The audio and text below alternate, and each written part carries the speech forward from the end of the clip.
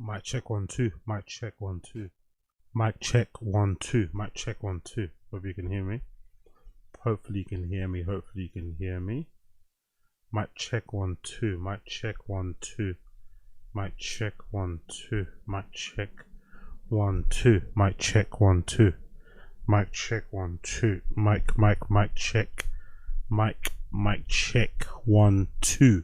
1 2. Mic check 1 2. Welcome back. Welcome back. Welcome back. Welcome back. Welcome back. Welcome back to The Random Show with your host, Agostina Zinga. Welcome back to The Random Show, day number 2 of 31. Day 2 of 31. Day 2 of 31. Big up the stream chat. Big up the stream chat. Big up the blood clot stream chat. Thank you for tuning in.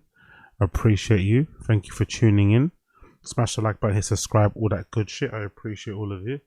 I appreciate all of you. I appreciate all of you. Thank you for tuning in. Thank you for tuning in.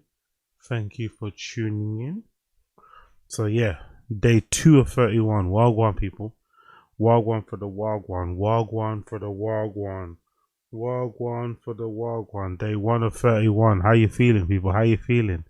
How you living? How you feeling? How you living? Let me know in the stream chat. How you feeling? How you living? Friday night settings. Friday night settings. Friday night settings. We are here. We're queer and we're ready to fucking rock. You get me? So let's fucking go. Let's fucking go. First things first. Let's get into it. First things first. First things first. Let's get into this one. This will be news that will probably surprise a lot of you. This will be news that will probably surprise a lot of you. I've just seen this on TMZ. Look at this. This has come straight out of left field. I did not expect this. Saturday Night Live. Ready for primetime Cam Patterson? Show may want to know. Cam Patterson of Kill Tony fame looks like he's been considered for a slot on Saturday Night Live. Maybe a part of the cast. Could you imagine that? I never did see that coming. I find him incredibly unfunny. Really unfunny. So it's kind of surprising to see him get the spot. And he also doesn't strike me as the best comedic actor. Regardless of whether or not I found his comedy funny, he doesn't really, he doesn't really give acting to me, I'm not really, I don't really get the sense that he'd be a good comedic actor in any way, shape or form. If anything, I feel like the people on SNL, mostly, I would imagine, you'd probably have to be a good writer and a good comedic actor, like improv sort of stuff. I don't really think he's got the chops for that, He might be a decent stand-up on a certain day, if you catch him on a certain day, cool, if that's your flavor. But he doesn't really strike me as somebody that's like a high-level comedic writer or an improv whatever type of guy. He doesn't seem like that person at all. So, very interesting selection. But this is courtesy of TMZ. Let's read the article and find out what's going on, because I was confused when I saw this headline. Like, Jesus, really? Cam Patterson, really? Saturday Night Live is shaking up its cast, and TMZ has learned the name of the potential replacement comedian, Cam Patterson. Sources with direct knowledge tell TMZ SNL is locked in or looking at Cam as a possible new cast member, though they hadn't sent an official offer yet. Wow. Fair play to this guy, man. Fair play. Let me actually watch this clip. I'm actually curious to see if I'm mistaken about his acting potential. Let's watch this clip on his Instagram. Let's see if I'm mistaken. Acting What? and shit like that. Acting is fun. I'm not good at it, though. I'm not a great actor. I'm not, and I'm acting with people that are really good at acting. So I do like a lot of I got like a lot of scenes with like girls like my love interests and shit like that, and they great at acting, and I'm not. So my dick really be hard. You feel me? My dick be hard for real, dog. My dick like, nigga, what you mean? She said she loved us. I'm like, no, we acting. Well, let me talk to her pussy then. Let me talk. Let me ask her pussy if she acting. We don't know. You don't know that, man. Real fucked up, bro. I like it though. It's fun. I'm acting now. I'm acting and shit like that. I guess, hey man, congratulations to him. That wasn't funny whatsoever. The show is still working on filling other spots On the show, we're told that those decisions will come down soon, as the new season is just weeks away. Patterson, a regular on Kill Tony podcast, a stand-up comedian with nearly 600,000 followers on Instagram. When they list this kind of things, it probably gives you the reason why he's being considered in it. Because if that's true, how many followers does he have? 600,000? I'm assuming that's the truth. Yeah, he's just under 600k. So that probably might be the consideration that they're going for. He's black. He comes from a certain part in the world or certain part in America. Represents the streets, I guess. He's got a big following. He's attached to a really popular podcast. So there's probably a lot of reasons why they probably would. So my first initial shock, when you actually think about it, there would be a lot of reasons why they would consider someone like him, you know? He does fit what they're trying to do. And if they want to get eyes and ears on what they're doing and book somebody that's got already a big following to get them to kind of share the show, hopefully that might lead to clicks and views and shit. I get why they'd get him. But on pure comedic chops, on pure ability, on pure talent, on the ability to do the job, I don't know, man. I don't know. Don't know if he's that guy. Patterson, regular on Kill Tony podcast, stand-up comedian with nearly 600,000 followers on Instagram, who has recently talked about how he's not a great acting. Not a great acting, though. It sounds like he may get the chance to refine his chops. A ton of Saturday Night Live casts are exiting the iconic sketch comedy show, with longtime cast member Heidi Gardner, who joined the show in 2017, being the latest to be let go. Devon Walker, Michael Longfellow, Emil Wackman, and the latter of whom was only on the show for one season, are also on their way out. We're told that this isn't abnormal and it's just a show that it's just what the show does with the cast, which is always in flux every few years. So okay, cool. So a bit of a refresh, I guess.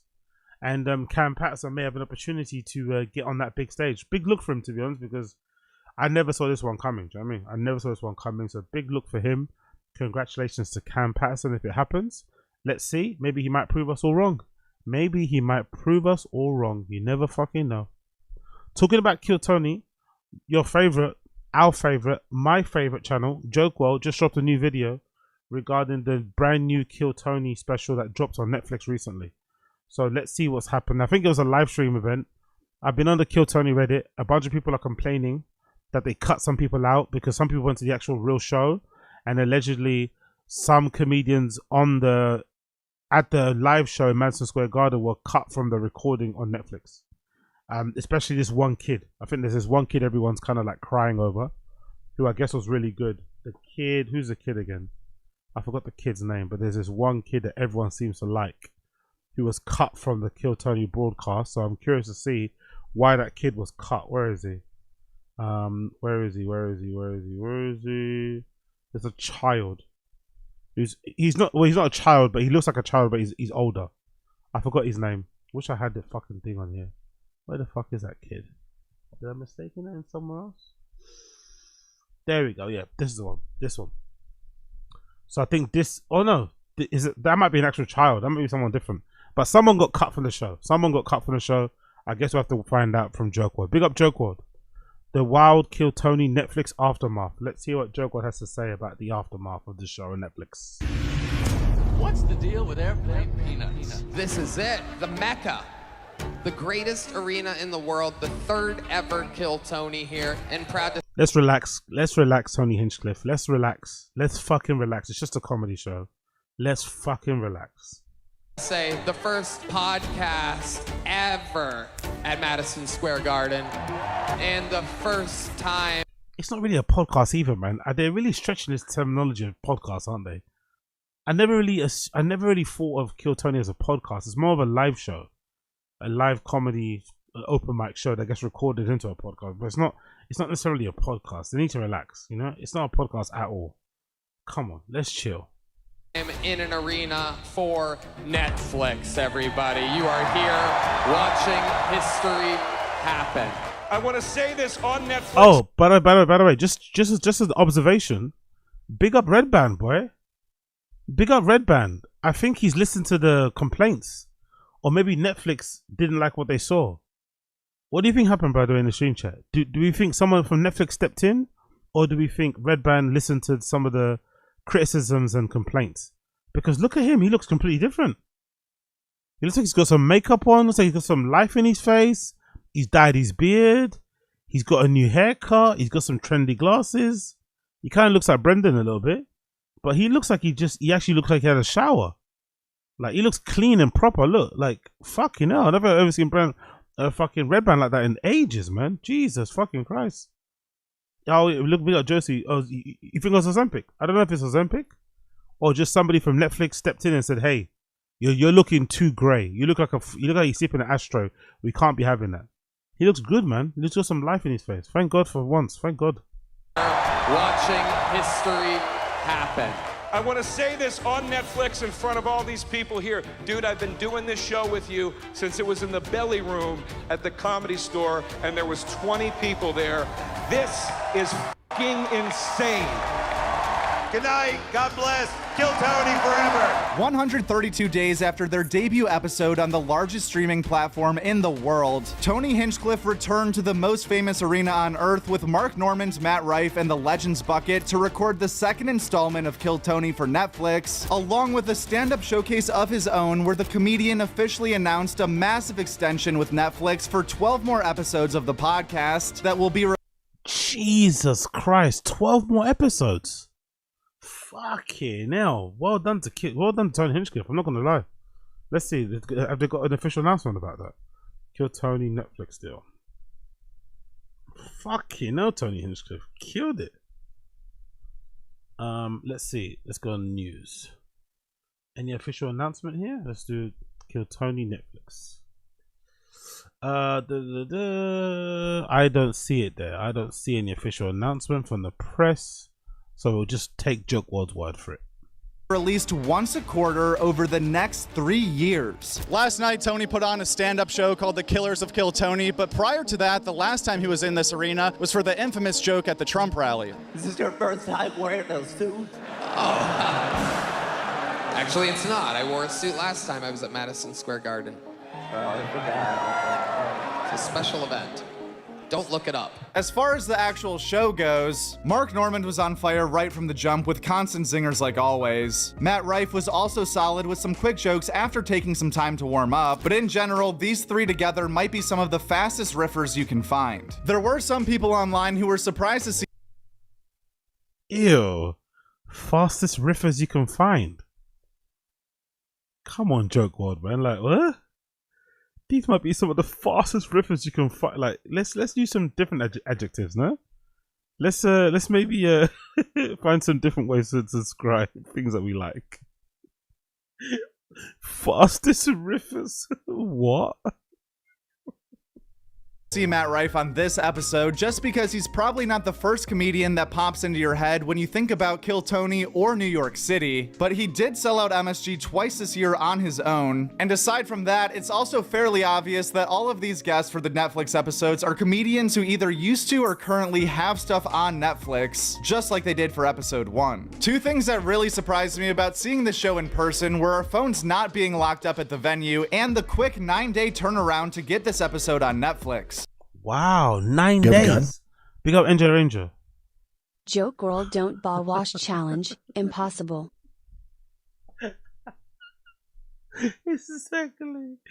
Yo, he, like, don't get me wrong. I think he's important. I think he's important to the scene. I think if you have people like me and others, I think you need to have a Joke World. It can't just all be fucking, look at how dumb they are, look at how fat they are, look at how ugly they are, look at them. Do you know what I mean? There has to be some praise.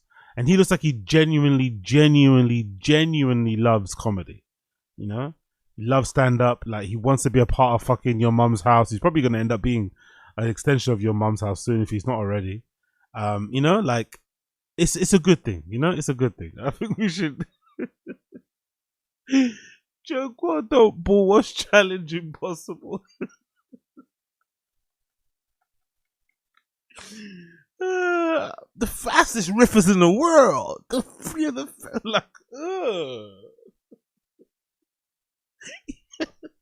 Relax, bro. Relax. No, Joke was my guy. I'm not doing this. You guys are hating. I'm not doing this. Joke was my guy. Free comedy enforcement too, wherever you are. Joker's my guy. I'm not doing this with you guys. I'm not getting in the mud. I'm not gonna insult him. I like Joker. Joker's my guy.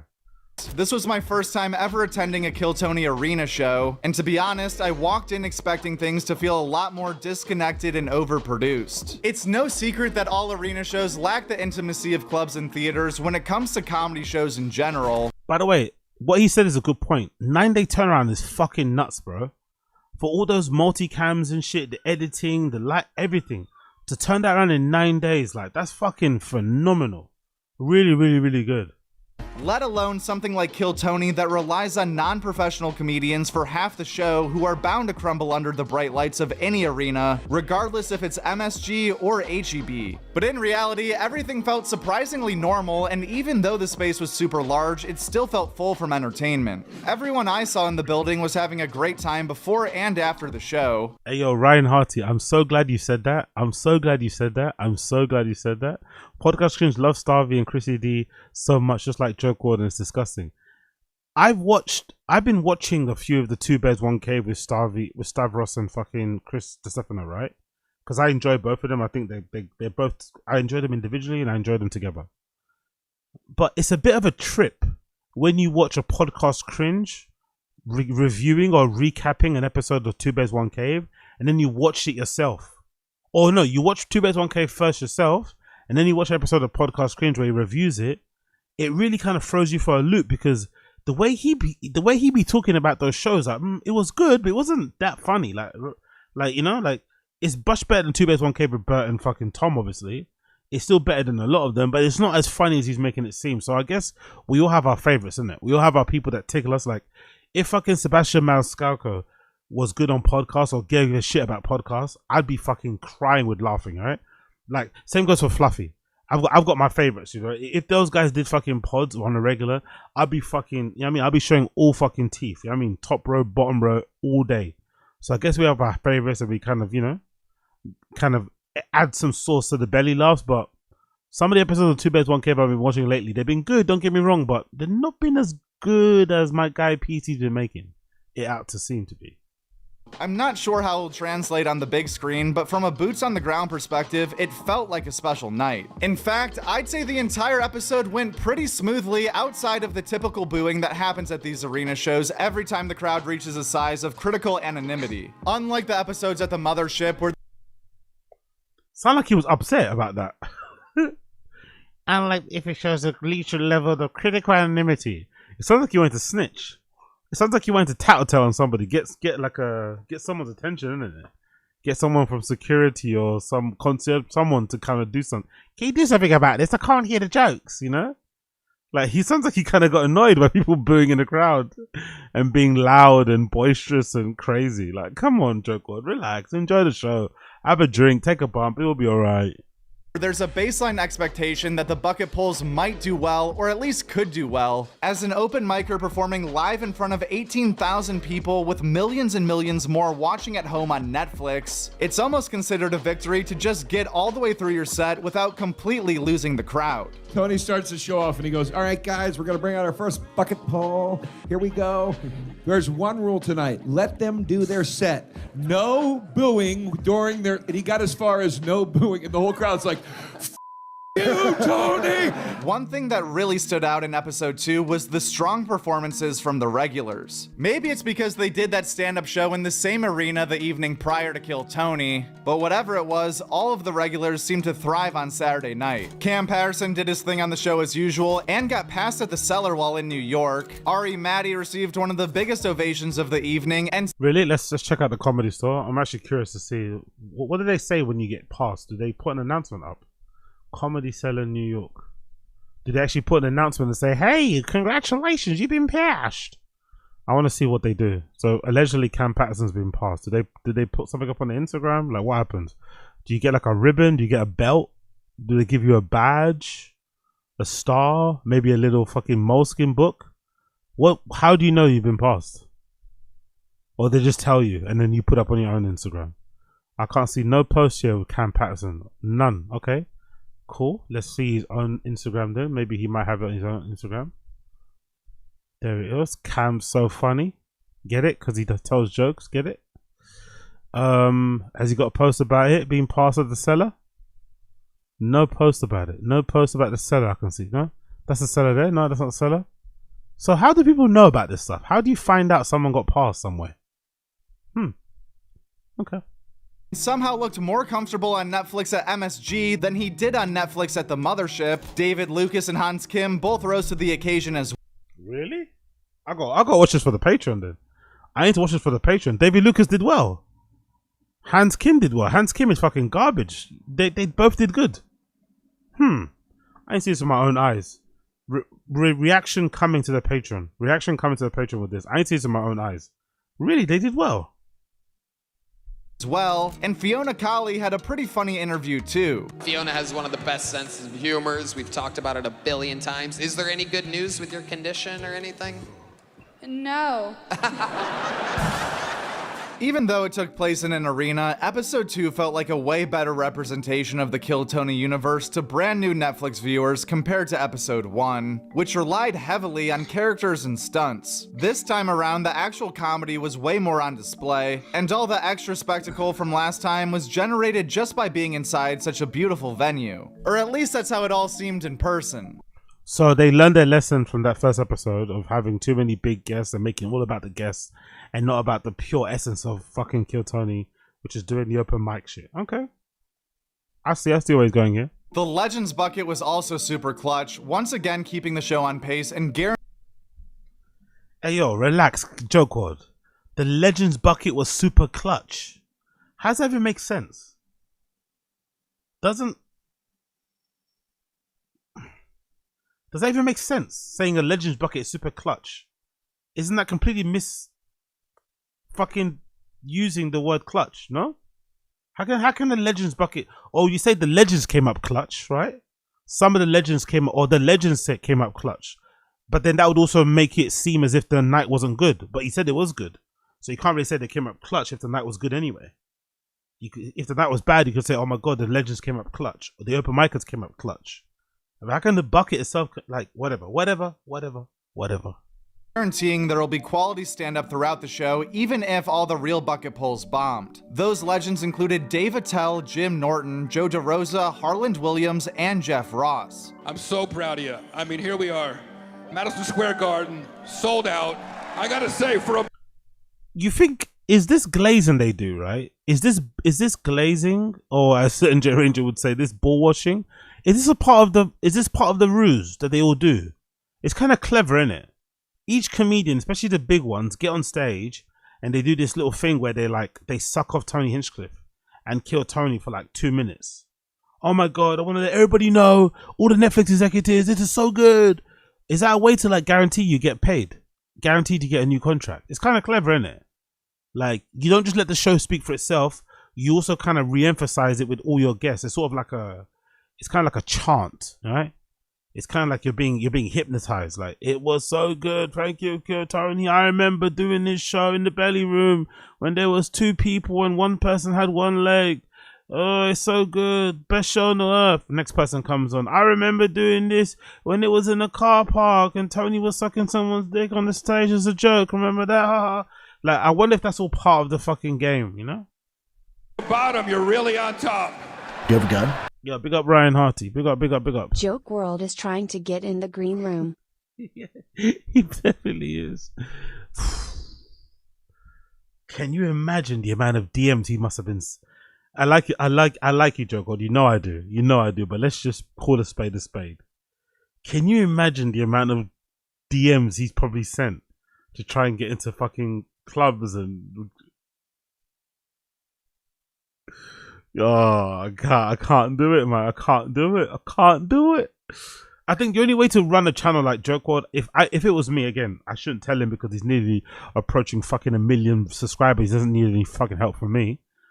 But if I was probably running a channel like Joke World, I think the only way to do it properly would be to just be like a super enthusiastic sort of like comedy person, like in the shape of like a Nardwar. You just go to shows, you just pay for tickets, you attend them. You document what's going on. You might interview some fucking, you know, some fans or whatnot, but you keep it there. You don't try and get too much involved in the background, behind the scenes. Obviously, there's way more money in what he's doing now, which I understand, because he has comedians on and shit. I'm sure he gets fucking, you know, tickets for some shit. But I think trying to have that, trying to be neutral that way will probably be good. But anyway, who knows? Just like the arena show before this in Nashville, there was another 4-way speed round contest between Jack Shaw, David Jolly, Serena Teal, and Danny Martinello, who won the crowd noise competition with a great minute to secure his place at Kill Tony's next arena show. But there's no question the loudest Madison Square Garden got all night was for the newest Kill Tony sensation, Timmy No Breaks. This legend bucket pull says the words, Timmy No Breaks, everyone. I mean, this can't be real. Yeah, I think that even counting like the Tony walking out on stage, any of the Legends bucket pulls, anyone that can... Oh shit, look at the... Come on, man. Come on. Is that his own studio? Is that his own studio? He's got a picture of fucking Christina P and Tom Segura on his wall. Is that his own studio? That's fucking hilarious. Mummy and Daddy. He's got Mummy and Daddy on the wall. Fucking legend. Big joke was, but that's fucking hilarious. Came out. I think you had the loudest pop, the loudest audience reaction of the whole thing. People were going crazy, high-fiving each other in the audience. What did it feel like to walk out there to that type of reaction? Felt very cool. I'm like, every single time I've ever done the show, I've blacked out. This, I blacked out the most of all the blackouts. So I don't really remember totally like how it felt. Like literally like watching it back, I was like, I don't remember doing any of that. Wow. Yeah, for real. Like the short answer is I do not remember. You know, I was super nervous, like obviously very, very nervous, but it was sort of, it's such a preposterous thing to go from like in literally 2 months or 2.5 months to go from like Vulcan to Mothership to Madison Square Garden. That he's like the new Brendan Shaw, isn't it? He's like the new Brendan Shaw, but with talent. He's like Brendan Shaw, but if he had actual talent. Like I was just kind of back there. I'm like, this is so fucking ridiculous that like I wasn't really as nervous the first Vulcan time because I was just like, I have nothing to lose. I'm just gonna send it, whatever. And I remember that whole experience kind of, and then Mothership I was very nervous because I was like, all right, now I really have to deliver. There's a lot of pressure. And then this one I was just sort of like, it's just so fucking ridiculous. So like the circumstances of me going up there, and I think any comedian just being like, this is Madison Square Garden. It's kind of a ridiculous place to even try and do stand-up comedy. You know, it's like, all right, it's coming back to me a little bit. You basically come out, it's a sea of people, and you can't really see everybody, but it just becomes this inanimate blob where you're like looking out. When you take a moment to look out there, it's just like you can't really connect with anything like you can at Mothership, so you can't see how people are feeling, and you can't really. And so it's, I don't know, long story short, it's a completely surreal, not natural comedic experience. Yeah, I would that say. definitely makes sense.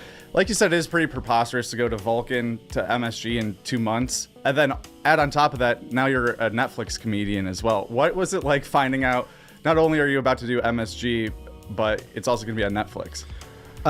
It was really cool. It was sort of the way, so Tony hit me up. We haven't talked like a ton, but like, He got my number. He hit me up.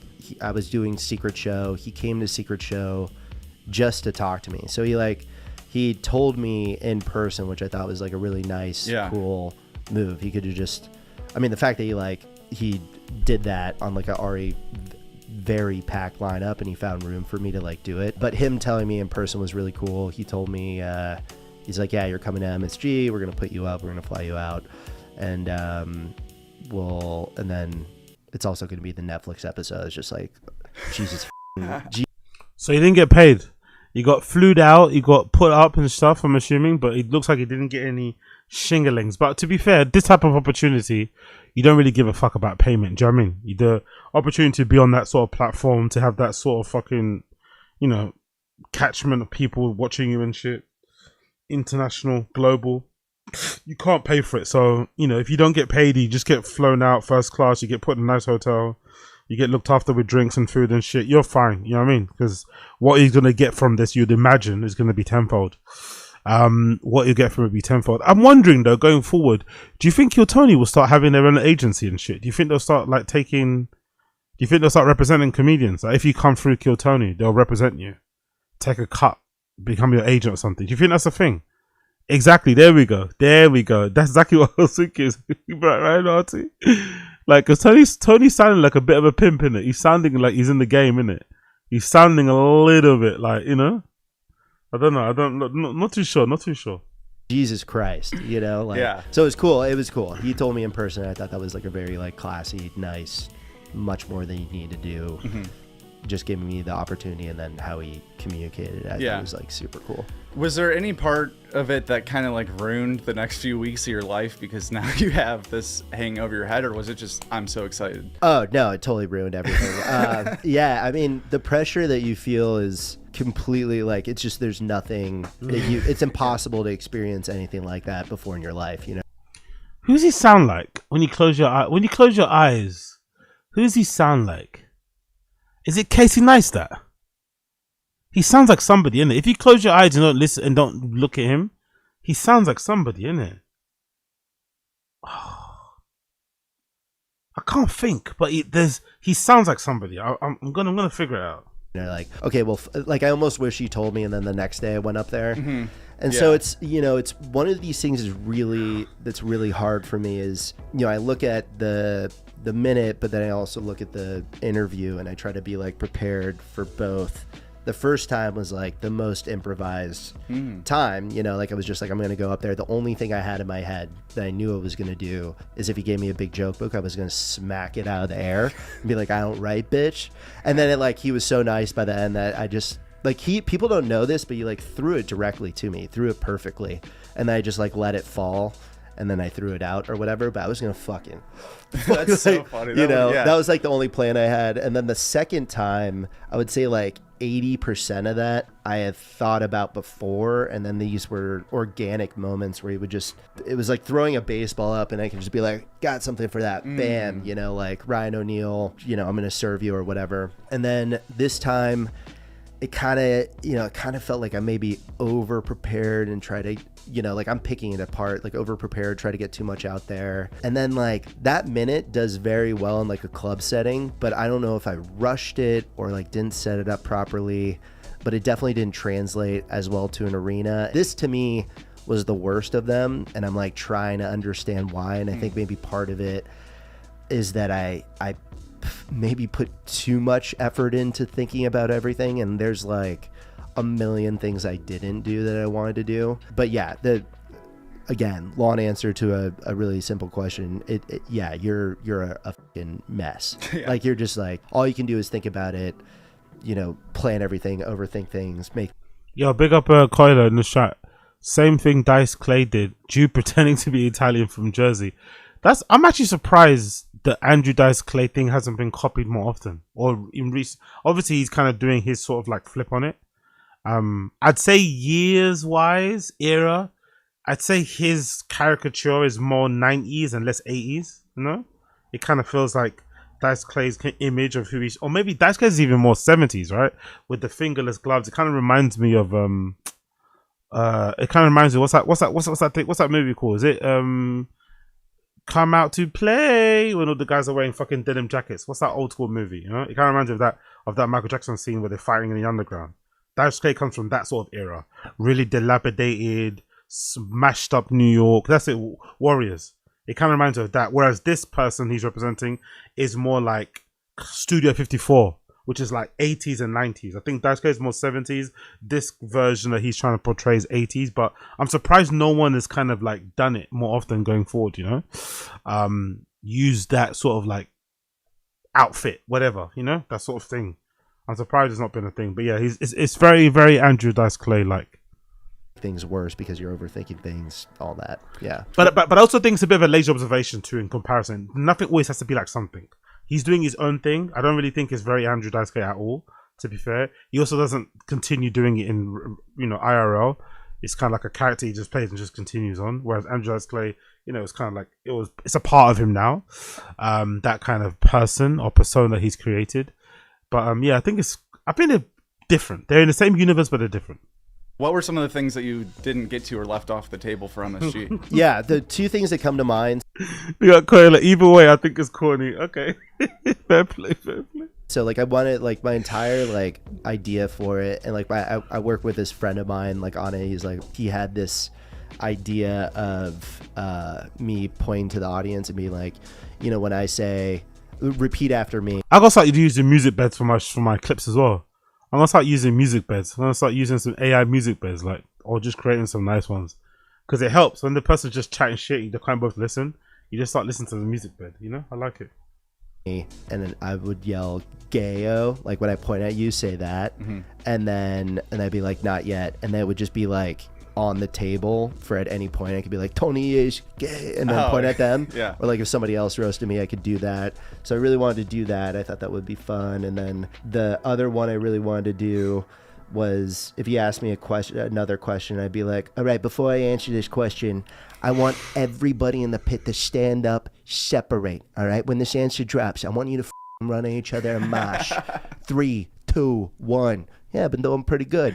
And then I would just like insist that everybody in the audience was like actually freaking out and moshing. And then if the camera guy shot a shot, I'd be like, "What the are you doing, camera guy? Fucking film me. What the? If you can't see at home, they're fucking moshing right now." But I would have done it, dude. You had them in the palm of your. I think Joker was about to come there.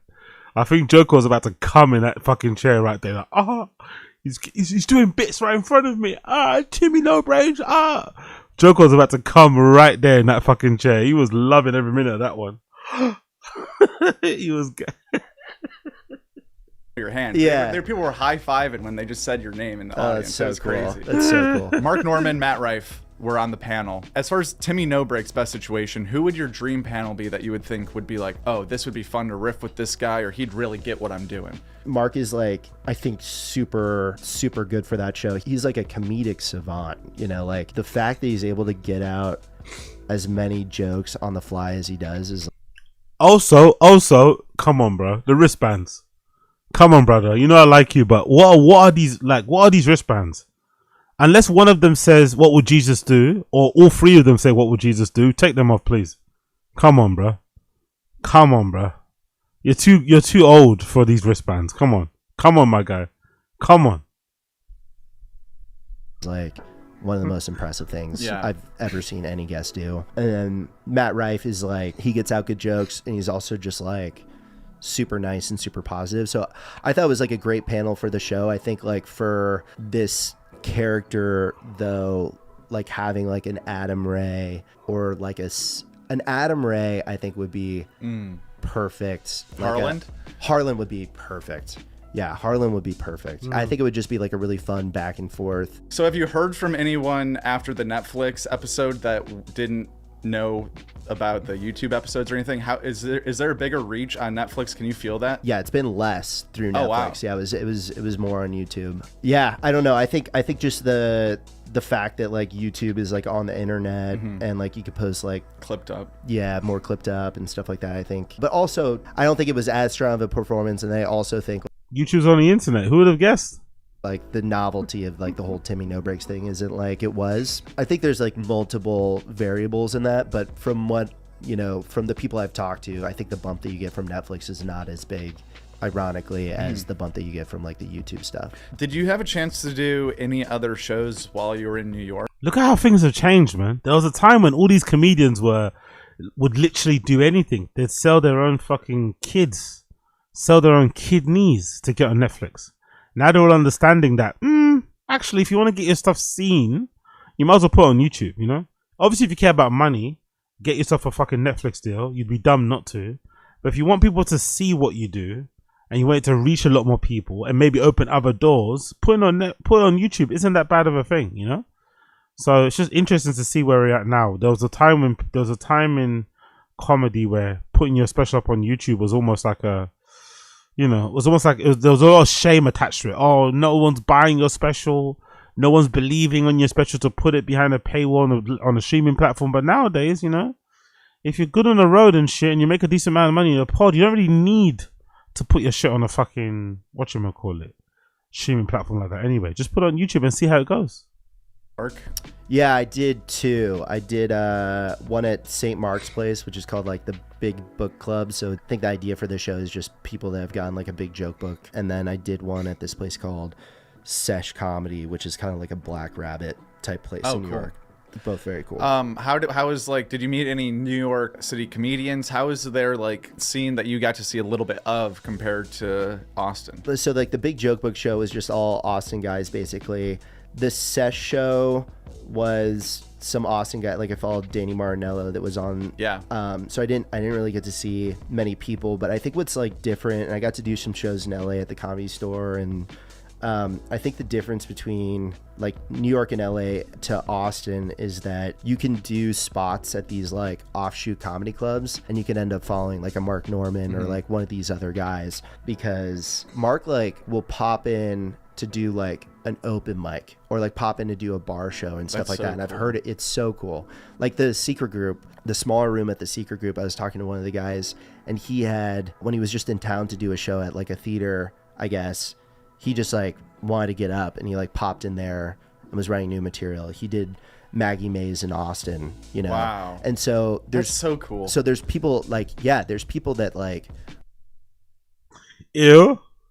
You know, wow. And so there's That's so cool. So there's people like, yeah, Maggie Mays in Austin, you know, wow. And so there's so cool. So there's people like, yeah, there's people that like really love stand up, really care about the craft. Mark being like probably the best example of that, and will just hit these spots where like I could be doing a spot there, and so you get this experience of like being around, you know, the most successful, best stand up comedians in the world, and getting to like follow them. Yeah. You know? Yeah. So like, and I think I you know, I don't know if Cam officially moved to New York, but I think that was, from what I understand, like one of the main reasons.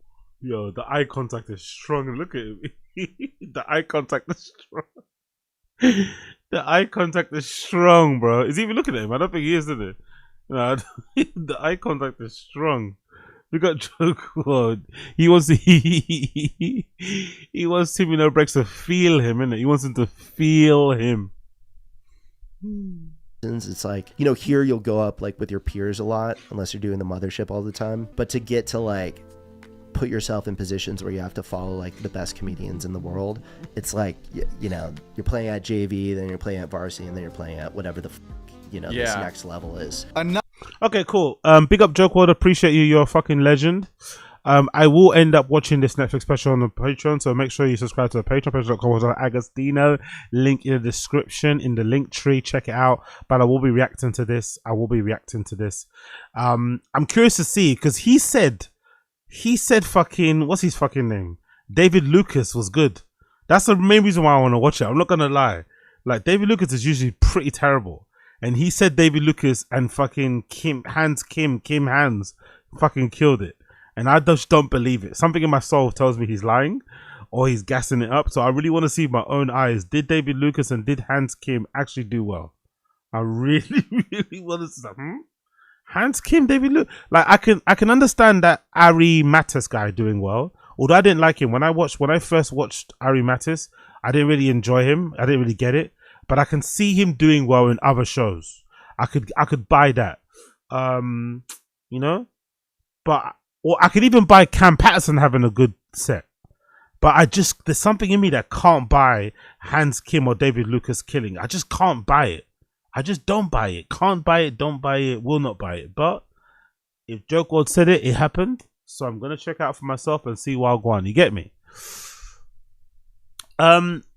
This is a random thing, right? But this artist in the UK, or in London specifically, called FAKEMINK, did his show here in London, right? First headline show. He's destined for big things. Drake brought him out recently. He's put out a bunch of really good singles. He's kind of, you know, ephemeral, really weird mix of J. Paul and Frank Ocean. I don't know, all over the place. But regardless, he did his first show at some boxing club here in London. And why I want to play this, I'm just wondering, right? Like, for you guys watching wherever you are, what is it with these new kids coming up? Why don't people just perform their tunes? Is this like because I don't get it. Like, I don't get this new style of performing where you don't really perform your songs. You just kind of act like the hype man for your own songs, you know? You ad-lib your own songs. but you're not really performing them in the conventional sense, like where you play like a song in the background with no backing track, no vocals, and you actually sing over the fucking beat. You sing over the instrumental. A lot of these kids just get on stage, play their fucking MP3, and just jump around. And I don't really understand why no one seems to have a problem with it. Like, I feel like the fans don't seem to care. The artists obviously don't care. But I wonder why this has been largely accepted. Why is it a thing? Why is this a thing? Please tell me in the stream chat if you know what I'm talking about. If you kind of get what I'm talking about.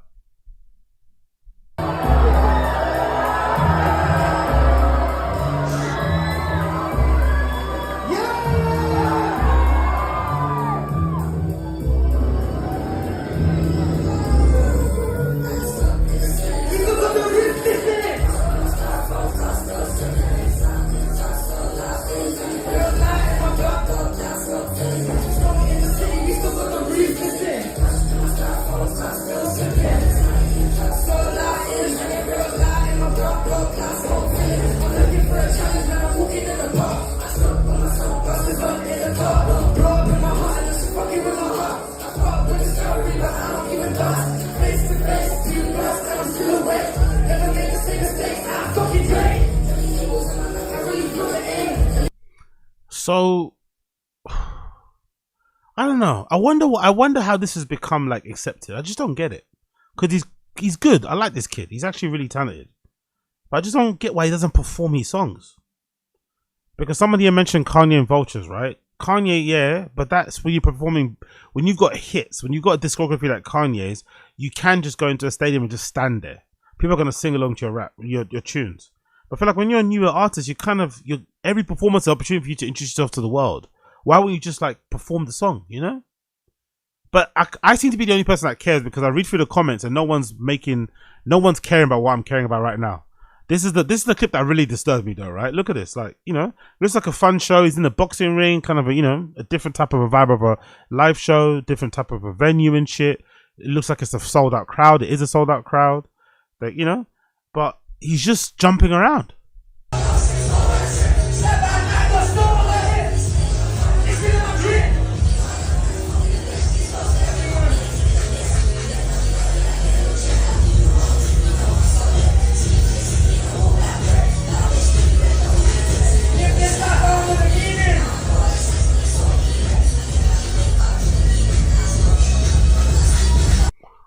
I don't know. It's an interesting thing because I think of like performances as like a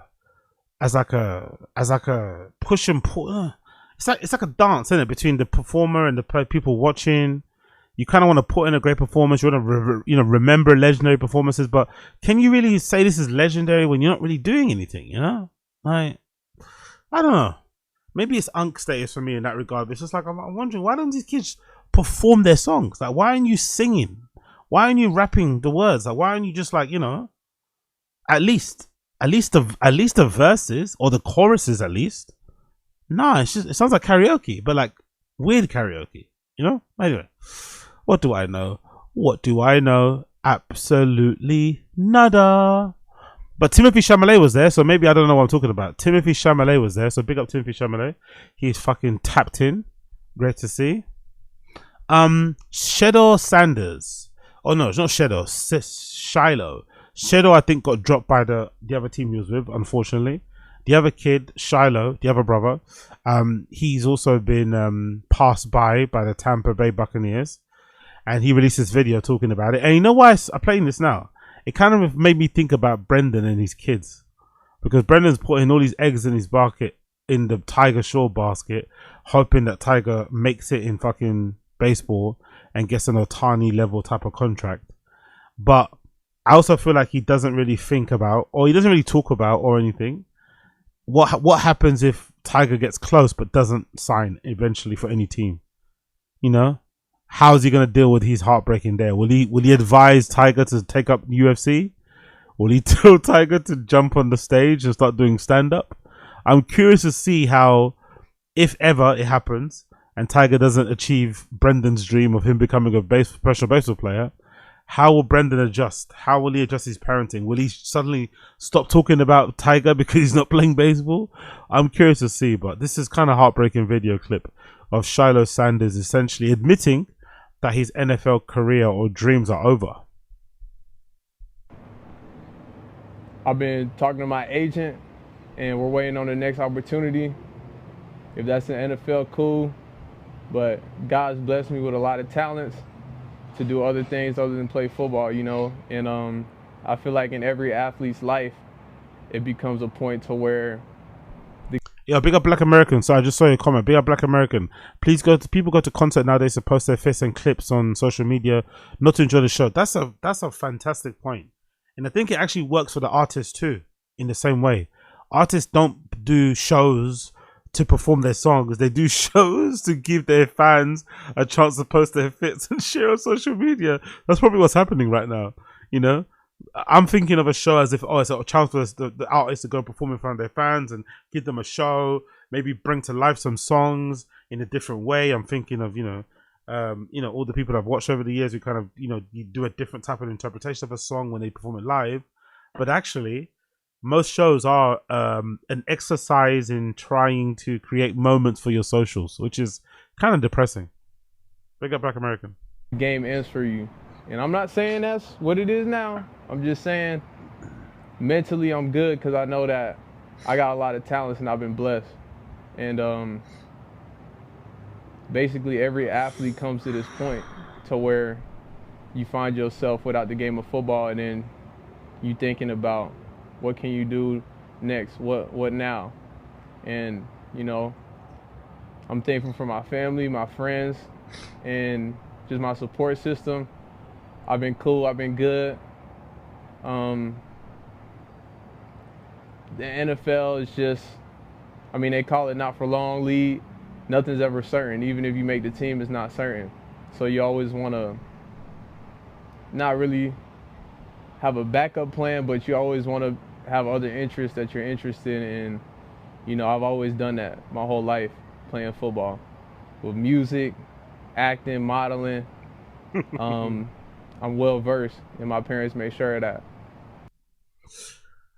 The funny thing is, like, he comes from a great lineage, isn't it? And he couldn't come close, and he's obviously, you'd imagine, quite physically gifted in that regard too. He doesn't come close to making it for an NFL team. So it's just interesting to me, like, the certainty or the confidence that Brendan has when it comes to talking about professional sports and his kid, when he never was really that much of an athlete, and he just scraped by when it comes to the UFC because of the time that he kind of got into it.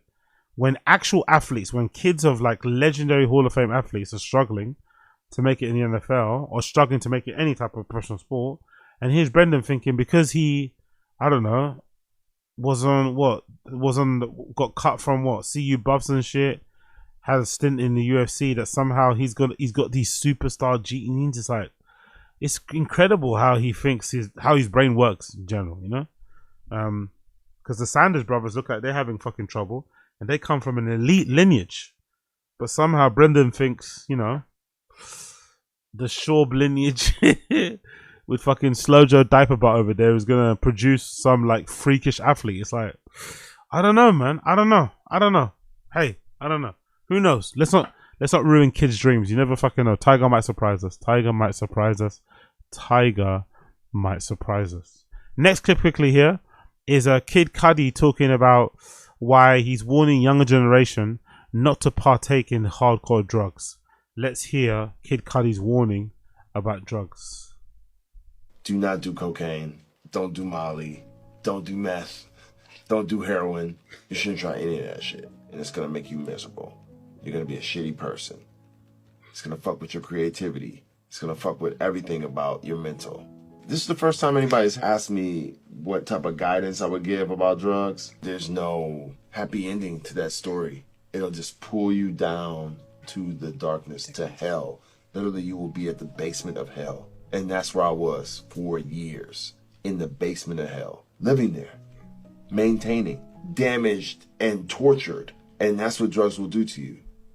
That interviewer's face, like, she reminds me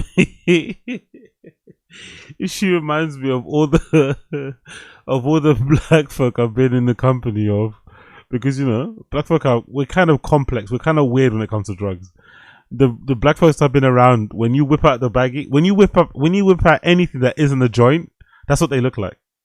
You know, when you whip out anything in front of black people that isn't just a regular joint, this is the face they give you. So it's funny that she's got this face. Look, she's looking at Cudi like he's a fucking freak. You know, she's looking at him like he's a fucking freak. She got like, why you do that, baby? No, you know, she's concerned, she's worried, she's perturbed. It's like, oh, I fucking love it, honestly. She's so confused. Like, what did you say? Heroin?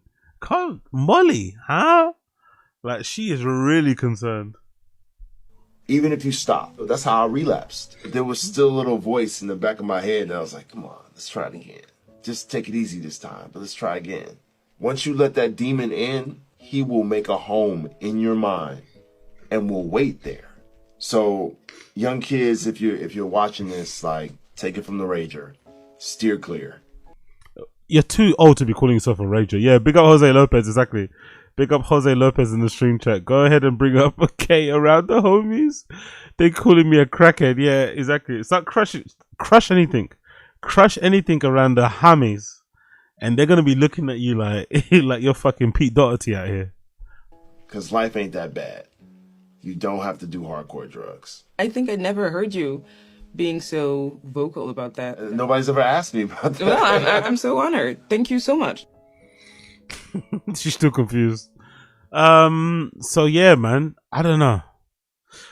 Some would argue, and I have to be the person to say this because I used to be, or I still am. Let's just be honest, I still am a big Kid Cudi fan.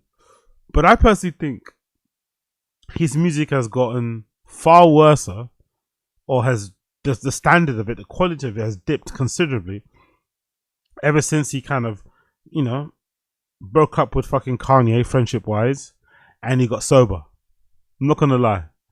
Like, since he got sober, since he stopped hanging around with Kanye and shit, the music fucking sucks. Maybe he doesn't really have the energy, because I also feel like, to me anyway, from the outside looking in, I feel like Kid Cudi's heart's not really in it.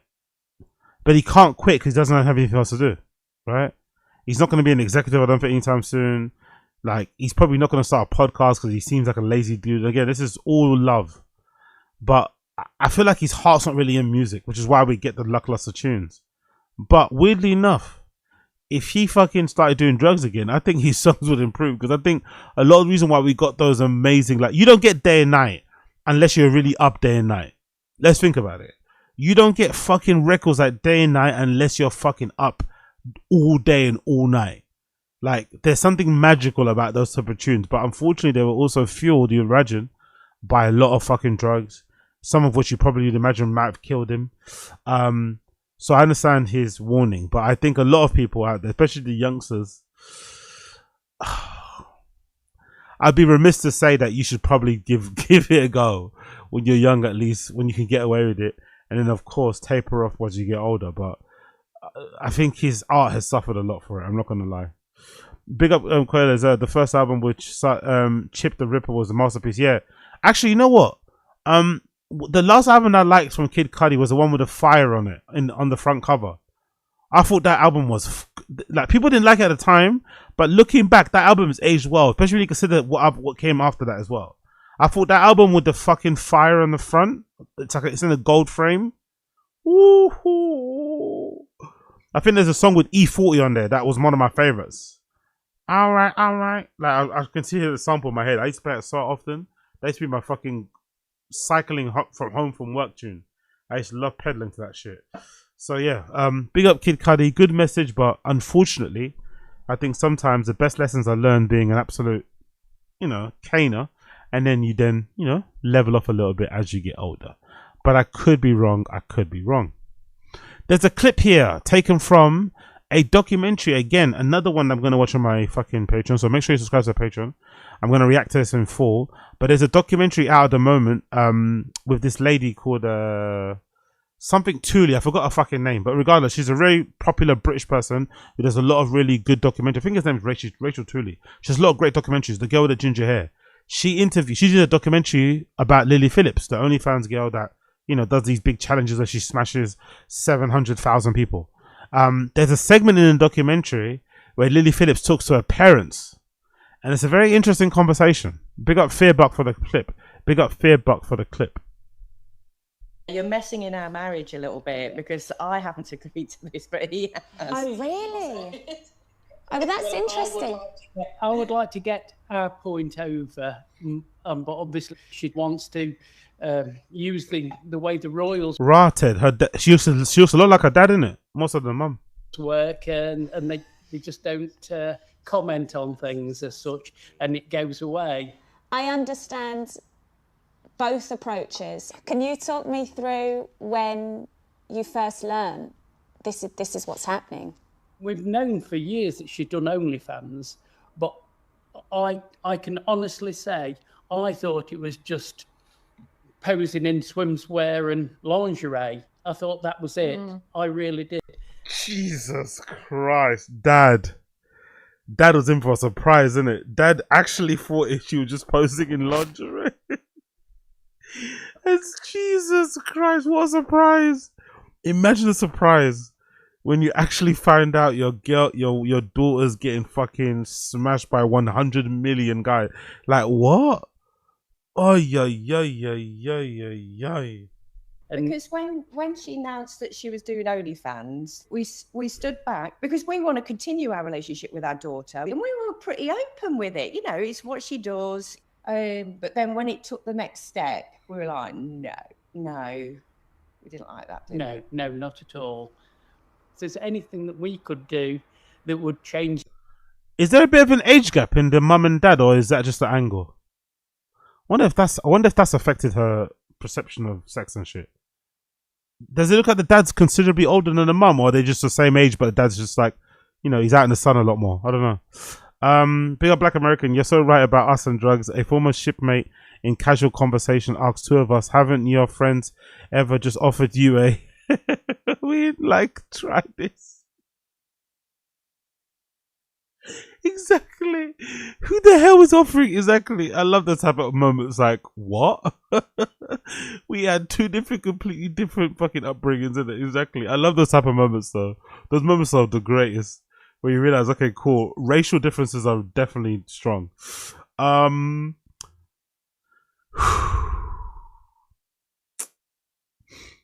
just thinking, like, how do you deal with this legit if you're a parent? Like, what do you do? You can say you're not happy with it, but it's her life, innit? She's a grown adult. She can do what the fuck she wants. Autonomy of her body and shit. But, like, how do you make it very clear that you're not a fan of what she's doing? You don't hate her for doing it, but you'd rather she stopped. You know? How do you do that? You gotta get the rocks is hilarious. Sharia law thing. I don't know, man. It's hard. It must be hard. Their profession, we'd do it overnight. Yeah, we'd do anything to stop her doing the extreme stuff. Yeah, it is the degradingness of it. And it's just making sure also that she's safe. Yeah. Sometimes you think, what have we done anything wrong with our upbringing? But don't think so. We've had, well, as far as I'm concerned, they've had nothing but nice times and love. I never thought about that aspect of it. That's so sad, man. That's true, because whenever this happens, what do people say when you find a Lily Phillips, a Bonnie Blue type girl on social media? There's not many of them, don't get me wrong. But when they first went viral, what was the first thing everyone said? Everyone said like their parents failed them, right? That was the first thing people were talking about. The parents, daddy issues, the parents. Then you find out, if I'm not mistaken, both Bonnie Blue and Lily Phillips' parents are still together. If I'm not mistaken, they're both still together. So it's like that assumption that it's, you know, broken home, single mother, all this malarkey, abuse, it gets thrown out the window. Both of them, if I'm not mistaken, also come from like middle class backgrounds. It's not like it'd be much more understandable if Lily Phillips was like dirt poor, right? Dirt poor. But they both come from, you know, middle class background, sorry. Not super rich, but, you know, okay, comfortable. And this is what you choose to do. Voluntarily. Rotted. But if I'm not mistaken, I think Bonnie Blue's parents are way more accepting. I think her mum even helps her like with the OnlyFans shit. But it looks like Lily Phillips' parents aren't as enthusiastic or encouraging. But it must kind of suck because people question your parenting. They question how you bring up your kids, and they blame you for it, but you have nothing to do with it, you know? She just woke up one day and said, I want to be a whore, you know? And then there's nothing you can do as a parent, really. Nothing you can do. Because she doesn't seem like she's sorry here. She's just smiling and hoping the conversation moves on. But yeah, I'm definitely going to watch it. It's a documentary that's out at the moment. Let me see what's the name. I think it's on the BBC. Lily Phillips documentary. Yeah, I think it's on the BBC somewhere, right? I think it's on the BBC. That's it. Stacey Dooley. That's it. Stacey Dooley. She does really good documentaries, but I recommend if you're into like, you know, those type of documentaries where they kind of, you know, sit with somebody for a while, walk around, talk about shit.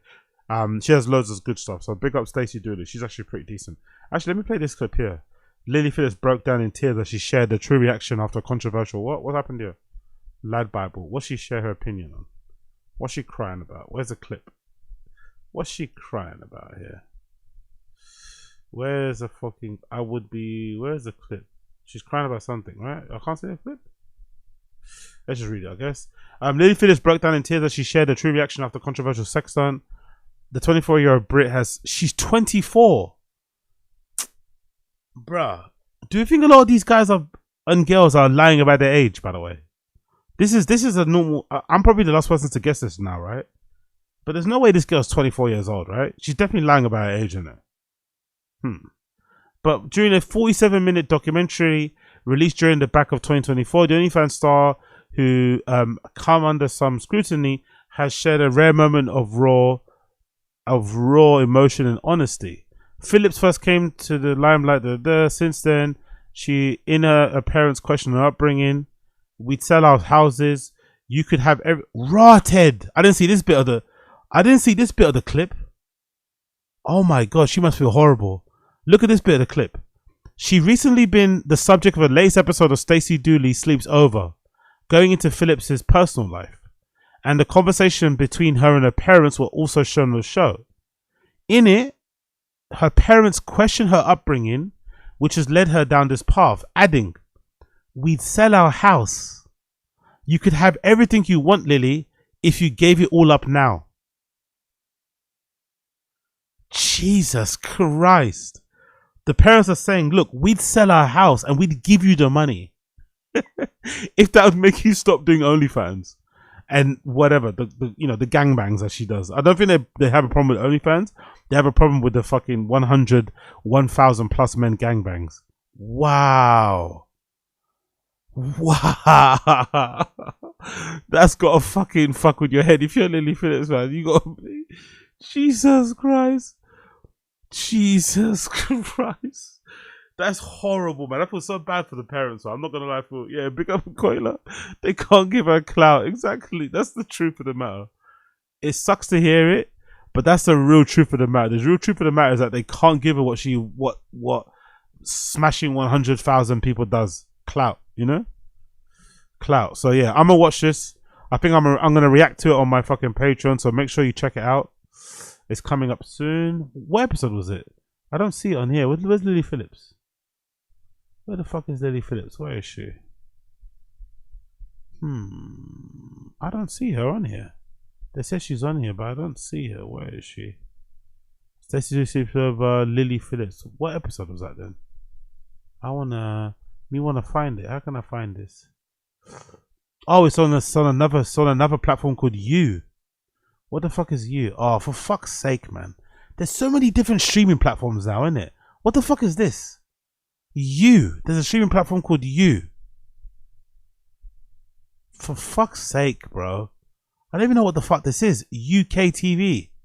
Okay, cool. Well, I'll find it. I'll find a way to find it and I'll watch it on the Patreon. But fuck, honestly, how much money do you guys spend on your streaming platforms, by the way? Stream chat, let me know. How much money do you spend? Because I think I'm spending at least 100 quid. I'm not gonna lie. I feel like I'm spending 100 quid per month on streaming platforms alone. Like viewing, video wise. From the Netflix to the Hulus to the HBO Maxes. Oh yeah. Fucking hell. Pirate gang. Zeros. Okay, cool. Jesus Christ. She sounds redacted. She debates on whether, yeah. I used to be HBO, Netflix, and all that. Yeah, it's not worth it either. It's pointless. The best one, I think, the best streaming platform might be Prime Video, Amazon Prime Video. I'm not gonna lie, that might be the best one in terms of range, especially if you add the Crunchyroll on there. But I think Amazon Prime Video might be the best bang for buck when it comes to streaming platforms. Netflix is bunk. But hey, let's continue. Let's continue. Next clip before we get into the comedy stuff. I didn't know this was a thing, by the way. This is a clip of David Goggins at some seminar thing, I guess, maybe some talk. And the caption says, David Goggins responds to being a deadbeat dad allegations, explaining that his ex-wife has brainwashed his daughter and hating him. I didn't know this was a thing. David Goggins is being labeled a deadbeat dad by somebody. I didn't know this was a thing. I'm not gonna lie. I had no idea he's been accused of being a deadbeat dad. This is interesting. Let's check this out. It's to be fair, it wouldn't surprise me, right? You can't run 600-mile races and also be there for your kids, you know. It's not gonna work out that way, right? If you're fucking burning the boats, you're probably not going to have time to raise your children. But let's see. But are you good at asking anything? I don't know now. But no, seriously, dude. Yeah, I have to be. Yeah, it's so different. It's just life, man. We're all fucked up. Just recently, right? On I think it was TikTok, your daughter, or I think it was your daughter, comes out, and you're just getting back on after 10 months on, right? And we've had different conversations about family stuff, but just recently this big exactly, MK. He runs to avoid his family. Exactly. I put this last week, and it kind of went viral, pieces of it, right? Fill me in, like, what is that when you see it? You see that from your side. What does it feel? What does it mean, like, from your side? So you, like, it's a welcome back to Instagram or yeah, social. So definitely fuck you back to Instagram. All right, so to give you all context, I have to give you context first because y'all know what the fuck's going on. So it can't hurt me. I talk about my daughter. I don't talk a lot about her because guess what? She didn't ask to be where I am. So I ain't talk a lot about her. She came out on, she's done a couple things, one on Facebook a few years ago. She did something on Reddit, and she just did something here about a week ago on TikTok. Jesus, actually, I want to see this. I want to see her before he explains himself. David Goggins. Let's see if I can find it on TikTok myself. David Goggins' daughter. TikTok. Let's see if I can find this. There we go. That might be it there. Is that her there? I see some lady. Let's see. David Goggins' daughter. Let's see. What do I see here? Hopefully I get nothing crazy on my fucking suggestion list here. No. Give me something. Come on. You can give me something. David Goggins' daughter. Where are you? Is this her? Maybe I'll do Reddit then. Maybe someone's got it on Reddit. David's child and turning his life around. The full story and his ex-wife. Anyone see the daughter? Yeah, there we go. Anyone seen his daughter's post? Let's see someone. Okay, there we have it. What's her name? Jade M. Goggins. Jade M. Goggins. TikTok. Come on, girl. Let's see what you have to say. I'm curious to see what you have to say. Ah, she's private. Damn. What's the one that she posted though? Is that it? Bear me a second here, people. I apologize for the fucking radio silence. Does someone not have a clip of it? Someone must have a clip of it, right? Nobody? No. Daughter clip. There's David Goggins on here. Nothing about the daughter on here. Bada bing, bada boom. Bear me 1 second here. Let me just quickly get it loaded. Let's see if I can maybe have it. Come on. No clip of the daughter, no clip of the daughter. What the fuck is this fucking? I want to see it. Let me see it, man. Let's just go on YouTube. I should have done it on YouTube. David Goggins' daughter. Let's see. I want to hear what she has to say. What does she say? Have we got a clip of what the daughter? Okay, we got some YouTuber talking about it, but I just want to see the clip by itself if possible. Anybody got it for me here? Let's see. Okay, cool. Let's just check them out. Let's see what these YouTubers. I want to hear what they're talking about. Let's see. Where's the daughter? Where is she? There's just something. It's just, just love it, right? There's a side of it I don't like because usually they've done something to harm somebody, so I hate that part about it. But I love the validation that I get from clocking them out from a mile away that these people are not who they are portraying themselves to be. That's a little bit too much hate. That's a little bit too much fucking hate. That's a little bit too much hate. That's a little bit too much hate. Getting a boner because somebody that you thought was, you know, not who they said they are goes down is a little bit crazy. It's a little bit crazy. I'm not gonna lie. Let me fast forward. Let me fast forward to here. Color me not shocked. I woke up, I rubbed my eye, and I got onto TikTok, and this was like the second video on my FYP. And this is, I think her name is Adam, A-D-E-M, Adam. I want to say or Adam, maybe. Hey, guy. Him. And yeah, she ain't know. You know. Hey, yo, this guy sucks. Fuck him. Let's see this one. I'm back, motherfucker! I'm back! What the hell are we all waiting for? Start attacking life, waiting for the stars.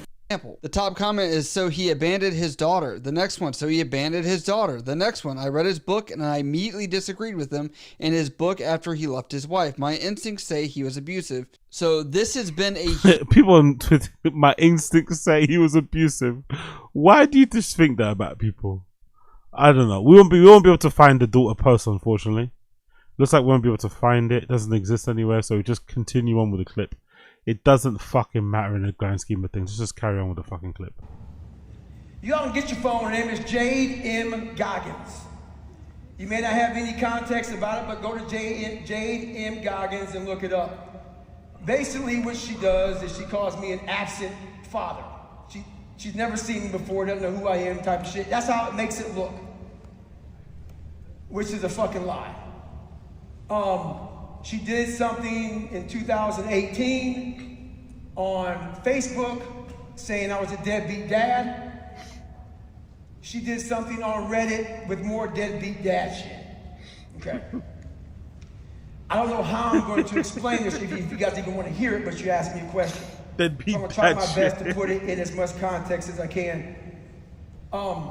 Can you just explain it, please? I feel like now he's deadbeat dad because he's going around in circles. He's going around in circles a little bit. Like, if you're not a deadbeat dad, just explain why or not, you know? I feel like he is. I feel like he is.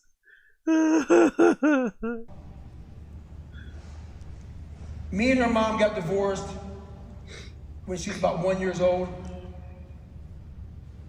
Her mom thought I was her soulmate. Her mom cannot stand me, period, doc. She pretty much made my daughter hate me. I was in her life until she was about 15. And I will try to explain what happened. And I don't like talking without proof.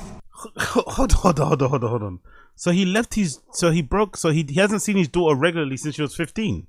There's a lot of time to be like a good parent and leave a good impression before she's 15, no?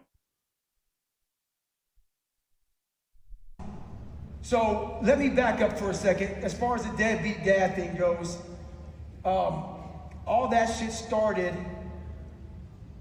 obviously, when people do that, they want to hurt you. There's been videos out there about me being a deadbeat dad. People who don't like me were very excited to see we got something on the superhero David Goggins. He's not a good father. I wish I could sit up here right now and tell you all, because this is what I like to do. I like to come up here right now and own it. I'm gonna stop now. He's waffling too much. He's definitely a deadbeat dad. Which is okay. I didn't expect him not to be one. You know what I mean? Like, you run 600 miles a day and shit. Like, something's got to give, you know? Like, something's got to give. Like, stay hard, motherfuckers. Like, that's not your daughter recording the video with you. So, I'm not surprised that he is a deadbeat dad. But all this preamble, all of this waffle is just trying to, you know, move away from the point. He still hasn't addressed it. He still hasn't proven he's not a deadbeat dad. He's blaming the mum. He's blaming the team. He's blaming everyone but himself for the allegations. He can't have done anything wrong, by the way. So yeah, it is what it is, isn't it? Family drama, family fucking drama. Let's move on. Let's move on. Let's move on. Let's do a couple bits and pieces. Did I play this clip for you guys yesterday? I don't remember if I did. Did I play this clip from the Golden Hour where it says Brendan Shaw, Chris Leo, Griffin complained about Mark Maron's recent podcast appearance and hating on Matt Rife? Did I play it? I played this, right? Okay, cool. I played it. Did I play it? You sure? Cool. If I did play it, let me know in stream chat. Did I play this one? Brendan tries to defend Raha Jackson attack on Pro Wrestler. I think you played it twice. Okay, cool. Great. Did I play this one? Brendan thinks playing tennis is or golf is gay. For episode number 1116. We did Raha. Okay, cool. So maybe we didn't do the tennis one. Let's do a tennis one and we'll move on then. So this is from Tfatk episode number 1116.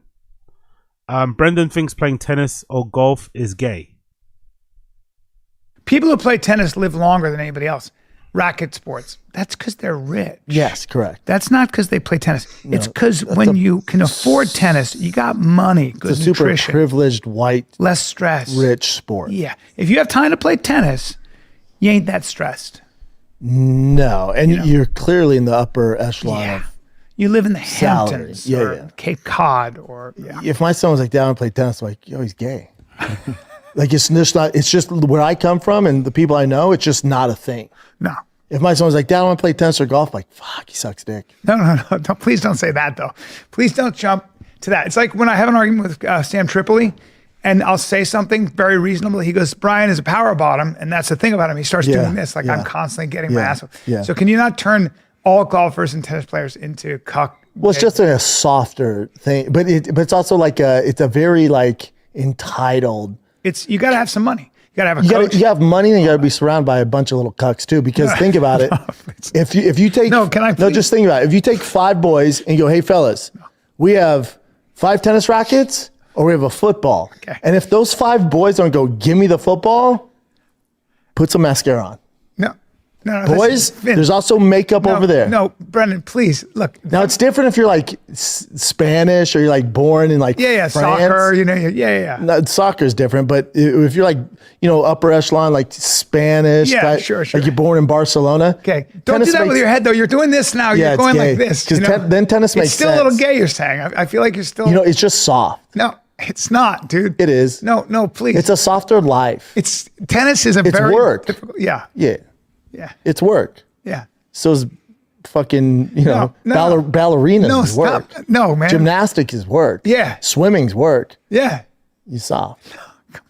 Come on, dude. If you have like young boys like 9, is like none of them are going, I'll take the tennis racket. Hold on. He doesn't say I'll take the tennis racket. Don't say it like that. Yeah. He does this. If he's tall, strong, and athletic, you ain't playing tennis. It's like, listen. In America, you ain't playing tennis. Please. I've never grown up with a dad like this, right? I'm glad that my dad has like an ability to tap into his softer side and shit. And, just generally this wasn't a thing. But I wonder, for you guys in the stream chat, it must be really exhausting to grow up with a dad like this, who has a very rigid view of masculinity. It must be super hard, man. Like, I really have sympathy for people. Like, it must be super difficult. The kind of guy that, like, if you start showing artistic flair, starts to fucking, try and maybe insinuate to calling you the F word and shit. If you don't take sports seriously, quite kind of that starts talking to you. I'm sure those dads exist, where like they try and push you to play sports, you don't want to play sports, and then suddenly they're not talking to you anymore. That must be kind of hard to take. That must be kind of fucking brutal, man. So yeah, big up people that have those type of parents. It's like, Dad, Dad, it's the same footwork as boxing. I want to play some tennis. Let's say then do boxing. Dad. But I don't want to get punched in the face. I don't want to get punched in the face. Yeah. I'd rather hold that shaft and hit balls. Right? No, bro. How gay is it? No, it's not, dude. Please. You got to understand. It's like, it's a very competitive, aggressive sport, man. Sure. Yeah. So please, and I come off the ground when I hit, Dad. I want to play tennis because the ball, I want to hit the ball 120. Big up Brian Harty. Dirty boxing on YouTube right now. Lots of former UFC. I don't want to test it. I don't want to test it. YouTube's fucking annoying with the fucking copyright block. It should be okay if they're already streaming on YouTube, but I don't want to gamble just in case. But I'll check it out myself. When you say dirty boxing, is it like bare knuckle? I'm assuming, right? I've never really heard of dirty boxing before. Big up Ryan Harty. What are you saying here? MK the Great redacting. That's fine. Yeah. Very competitive world sport. Yeah. Want to make all the money, Dad. It's just not what American boys do. Come on, man. I don't mind it. It's a very like Cali, like, Florida camp. You go to camp, you go to tennis camp. Yeah, it's very. You have a coach. Yeah. You got a psychological coach. You got it's a lot of money. Yeah. A lot of technique. Tons of money. Yeah. Yeah. I'd be so disappointed. Wouldn't you? No. You're different 'cause you grew up around that It's a beautiful shit. sport, and it's a lot of money if you can make it. It's a lot to of the money. top. Well, yeah. Makes so much money if you make it to the top. Really, any pro sport, you're making tons of money. Yeah, I think Ari Matty, he dated like. Interesting how it's all they speak about, isn't it, when it comes to sports, right? Brendan's trying to push his kids to do baseball, and all they really speak about is the money. You don't really hear him talking about glory, cups, competition, championships, big moments, legendary plays. It's all really about the money, isn't it? It's kind of interesting, no? It's all really about the money. You don't really hear nothing else about this guy, innit? Wanting to be in the Hall of Fame, break a record, I think it's funny. The number 8 girl in the world, and he said she had so much money. Endorsements and all that shit, especially if they're attractive. Yeah, and she was. You either got to be really attractive or just be a warlock, but beat everybody. Yes. There's some dime piece guys on that tour too, 6'6", like Taylor Fritz, 6'6", handsome as shit. And the guys, some of these guys are that Italian guy. Pick up a ball. Yeah. Handsome guy, 6'6", 6'5". Hey, cool. Pick up a fucking big ball. boys, 210, Yeah. 220, Pick up a ball, 250. run into your buddy. What? Pick up a ball, run into your buddy. Come on, man, please listen. Don't tell them to run into each other, bro. We're gonna play Smear the Queer and You're the Queer all the time, right? Yeah, I don't know. Interesting view on masculinity, interesting view on sports. I don't really know what to deal with. I don't really know what they're trying to do here. I just feel bad for their kids, especially Brendan's kids anyway, when it comes to Tiger and Boston. I feel fucking bad for them, I'm not gonna lie. I feel fucking awful for Tiger and fucking Boston. Because it's more than likely that neither of them are going to be professional sports, and neither of them are going to end up being professional athletes. They don't come from good stock, let's just say that, and the chance of them making it are slim anyway.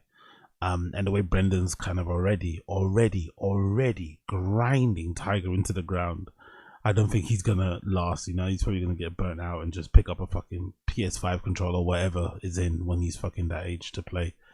So yeah, pretty interesting way that they parent. Weird way, not for me, but hey, we'll have our ways of doing things. I'm just curious to see how it plays out. Simple as that.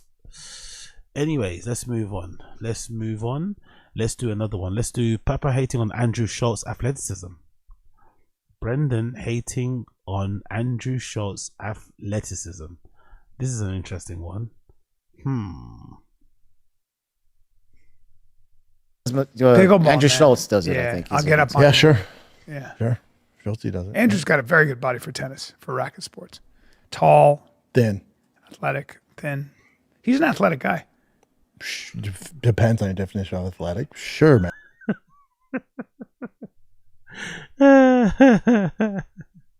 I love how he's like referred to as like Brendan kind of, look his face smiling.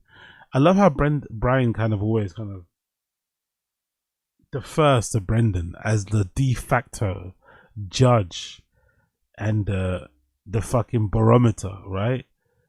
of what is or what doesn't count as athleticism, right? Like, is this person athletic or not? According to Brendan Schaub, it's like, but you were never that athletic anyway, you know, if anything. I don't think Brendan got where he got to with his athleticism. He probably got to where he got to because of just pure will and determination, you know? And obviously his size. Big up Stevie M. Again, I swish it was Bappa on that Spur, not Kobe. Fuck. Jeez, okay. I can't co-sign that. I cannot co-sign that under any circumstances whatsoever. I just cannot co-sign that. But big up Stevie M, appreciate you. Big up Stevie M. But yeah, man, interesting, isn't it? Interesting. SCHULTZ, he's not that athletic according to Brendan. SCHULTZ, he's not that athletic. Big up Stevie M. Man. He can hit from the outside. Athletic guy. Yeah, he's pretty good at hoops. He actually is. Yeah, said with gritted teeth, by the way. Said with gritted teeth. Maybe Bryan Callen was trying to set him up on purpose to get him to trash Andrew Schultz. I don't know. But I found that clip extremely, extremely funny. Another one, Bappa brings up the death whistle. Interesting. Remember that death whistle that Brendan or Bryan fucking blew during the episode of the fucking Joe Rogan, you know, experience, and it ended up, you know, predicting or being the precursor of a lot of fucked up shit that happened to Bryan. Let's see if I can find actually Bryan Callen death whistle. He blew that shit and his whole life fell apart. That's 5 years ago, right? Aztec expert says Joe Rogan. There we go. There we go. There we go. Bryan Callen blows the death whistle. There we go. Hopefully they'll have titties like that guy. The whistle that started COVID. Oh, dude, I feel like this is bad luck. They say that's the whistle that started COVID.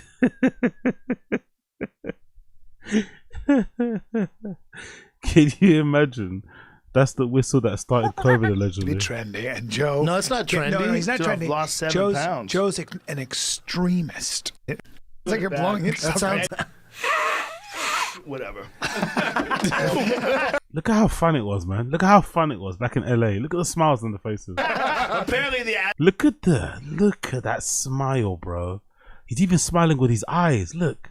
He's even smiling with his eyes. Proper, full teeth. Cheeks fucking exploding with all the Botox and the fucking donuts. Head full of hair, looking shiny. Just loving life. Now look where they're at. It's fucking brilliant to watch. I'm not gonna lie. Aztecs, that was only my second time. Wait, which way is it? This way? That way, yeah. Even Bryan, he always looks like an old man, but still, even he looks like a lot. He's got a lot more life in his face, you know, a lot more blood in his skin and shit. I think you gotta cup it. Suck on it, though. Suck on it, Callen. Suck it in. The Aztecs, when they were taunting the enemy, they would do that on the hillside. Like while they were camped out and sleeping, they would keep them up all night and psychologically fuck with them. Jesus Christ. 1,000 of them at a time blowing that death whistle. That's scary. Like, let them know death's coming. Not very smart. It sounds like someone He's yelling. already an expert death whistler. Dude, it's good. Here, oh, look at this. You think that was some Indians? Whistle? Oh, this guy gonna do it for us? You think that was some Indians who are like, dude, maybe that's not a good idea. Let's sneak up on them. No, man. Is this guy would an play Aztec? games. They would stay on the outside edges, especially in the old bow and arrow days. You could. Sounds like a demon. That Aztec has some titties. Listen to that. It sounds like demons. Okay. Oh my god, Stop. dude, that Freaking is me out. me too. That's scary as fuck, dude. Now imagine 1,000. Look how Brendan used to look at Rogan. Look at the love in his eyes. Look at the love in his eyes. Like, he wants to fuck Rogan, you know. Look at the love. Look at the pure love and admiration Brendan used to have in his eyes when he looked at fucking Rogan. Look at him. Like, wow, that's my hero. That's my North Star. Why couldn't you be my daddy? He used to love. He doesn't look at Rogan this way anymore. The relationship is not the same. I don't care what anyone says. Truly, truly, truly hilarious how things have changed. Half-naked warriors that are definitely going to kill you. And it's also interesting how often. Now imagine 1,000 half-naked warriors. Rogan's also talking more to Brendan than he's anybody else. Like, he's directing his attention towards Brendan. So you could tell they were really cool. They were really close. Now, not so much, you know. He kind of diverts his eyes, his gaze. But he's looking way more at Brendan too. Brendan's giving him the fucking doughy kitty eyes, and Rogan's giving it back. Warriors that are definitely going to kill you, and they're screaming that from the hillside. Hopefully they'll have titties like that guy. Oh, anyway, there we go. That's the death whistle that caused the end of Bryan Callen's career, the start of COVID, cancel culture, Crystalia getting done to being a PDF and shit, Brendan Schaub's life, falling apart. Brilliant shit. Let's hear him talk about it. Boom, boom, boom, boom, boom. We're driving this. I know I was telling you. I was telling you before we started. Rogan had this guy on his show. He's like an expert with the Mexican cartel. But he was talking, I think it was him, but they're talking about those death whistles. And Rogan goes, yeah, my buddy Bryan did it. He blew it. That was 5 years ago. Let me ask you this, Bryan. If you don't believe in death whistles, how have your last 5 years gone? I would not have blown that whistle. So let's just go through. COVID came let's along, go through what happened. Everything. COVID started right after you blew that. Uh-huh. Your shit popped up right after you blew that. Everything. Everything blew apart. Everything. Isn't that wild? Yeah. The guy was talking about it. And think about it all the time. Yeah, and Rogan was like, I don't believe in him. Like, it's just a coincidence. I don't either, but I wouldn't blow it again. I was thinking, I'm like, I don't know. Those things might be the real deal. I mean, I don't believe in it, but I wouldn't blow it. It turned into a shitstorm after you blew that. If you think about the last 5 years, it's been a shitstorm since you blew that whistle. Yeah. I find it interesting when Brendan brings up the death whistle, he doesn't talk about his own shit. I wonder if that's a form of narcissism, because he suffered a lot since the death whistle also was blown. His career went down the shitter. Comedy kind of went down the wayside. I think he got exposed with that cheating thing on live stream after the death whistle too. BGL stuff. He doesn't mention his own stuff. He quickly makes it all about Callen. How's your life gone? He's kind of reveling in the fact that Callen's career is not where it once was, but he doesn't really mention his own things. I find that interesting. Like, no, both of your lives kind of, exploded. Once that fucking death whistle was fucking rung. Also, Callen saying, I think about it all the time. Not sure if he meant that in jest, if he was fucking around, but that little line, I think about it all the time, is tragic, isn't it? Like, he genuinely does think, like, if that you never blew that death whistle, maybe Amy Kaufman, big up her from Los Angeles Times, maybe she would have never wrote that article. Maybe fucking Miss Tigerman would have never came out and said something about him. He kind of sits there and thinks, fuck, that death whistle might have been, that fucked up probably he's a potential to go into Joker too. So much things went wrong when that, or so much things fucking ended up fucking up when that death whistle was fucking blown. Unfortunately for them again, fortunately for us, good viewing, but Jesus Christ, I think about it all the time. Ouch. Big up the stream chat. Big up Wild Fan. I'm 5 minutes behind, but where Bappa was making fun of tennis, he's Rampage light. The way I'm sure he talks to his kids, I'm sure what Rampage does in public, but yeah, true, Red does in private. I agree with that one, Wild Fan. I agree with that one, 100% Wild Fan. Big up Chris James Burke. It's crazy how differently I used to view Callen. Never thought he was amazingly funny, but I actually had some respect for him at the time. Yeah, that's the thing, like, I honestly think Callen has suffered a lot more from being friends with Brendan than he would ever like to admit. But it's also been the most important relationship he's ever had. Like, Brendan saved him. I remember listening, because I was a fan of Tfatk before. I remember in the early days when they would like banter with each other, and Brendan would say like how many times he would go over to Callen's house and some random relative, extended family member of Callen, would basically pull Brendan to one side and basically thank him for creating Tfatk, thank him for giving him, for setting up the pod, and they're making money because he made it seem like a lot of Bryan Callen's family were worried about him because he wasn't making it in Hollywood, he was getting older, nothing was kind of popping off, and Tfatk was the one thing that really did change his life completely. So as much as the Brendan collaboration partnership has been a net negative, I think, for Bryan Callen's reputation in life in general, whatever, especially sitting next to Crystalia, all that sort of shit. But I think what really was the main thing, but the positive, obviously, I think it outweighs the bad. I think Brendan's been probably the most important person in Bryan Callen's kind of life, probably, you'd imagine, because I don't think he has, you know, we've seen what Bryan does with pods, you know, he starts 17 new ones every other year. So I think that consistency that Brendan's given him has been probably a godsend. So here we are. But one thing's for certain, Callen ain't going to Joker, or Callen's not starring any Netflix movies anytime soon. Let's do another clip here. Bappa's outlook on podcasting in 2025. Do you want to hear what Brendan Schaub has to say, or his opinions on podcasting in 2025? Of course you do. You know, some podcasts are just based up guest driven, you know, and that's one way to do it. There's a lot of people do that. And then, you know, like Bustin' with the Boys, they're football driven. So it's like, right, there's a place for all of it. Yes, all of it. And then with like the crime shit that I listen to, it's like, I mean, they're never going to run out of content. Right. Like they'll break down crimes from 1981 and shit. People are always dying, so they're never going to run out of content. Never. No. Mind blower. You got to read that book. I think it's The Murder Room. Oh, yeah, you said that. You got to read that. I think you'd love it. Yeah, I want to. The FBI profile. You can't read. Dude. Yeah, I'd love that. The way he breaks down shit, you're like, fuck. Like they can tell. So, if you have a podcast in a particular niche, double down on it, according to Brendan. True crime podcasts are allegedly super easy to get right and be successful in because you never run out of content. Because everyone dies, people die every day, as Brendan would say. And yeah, some more other insights there on the podcasting industry, courtesy of these podcasting titans.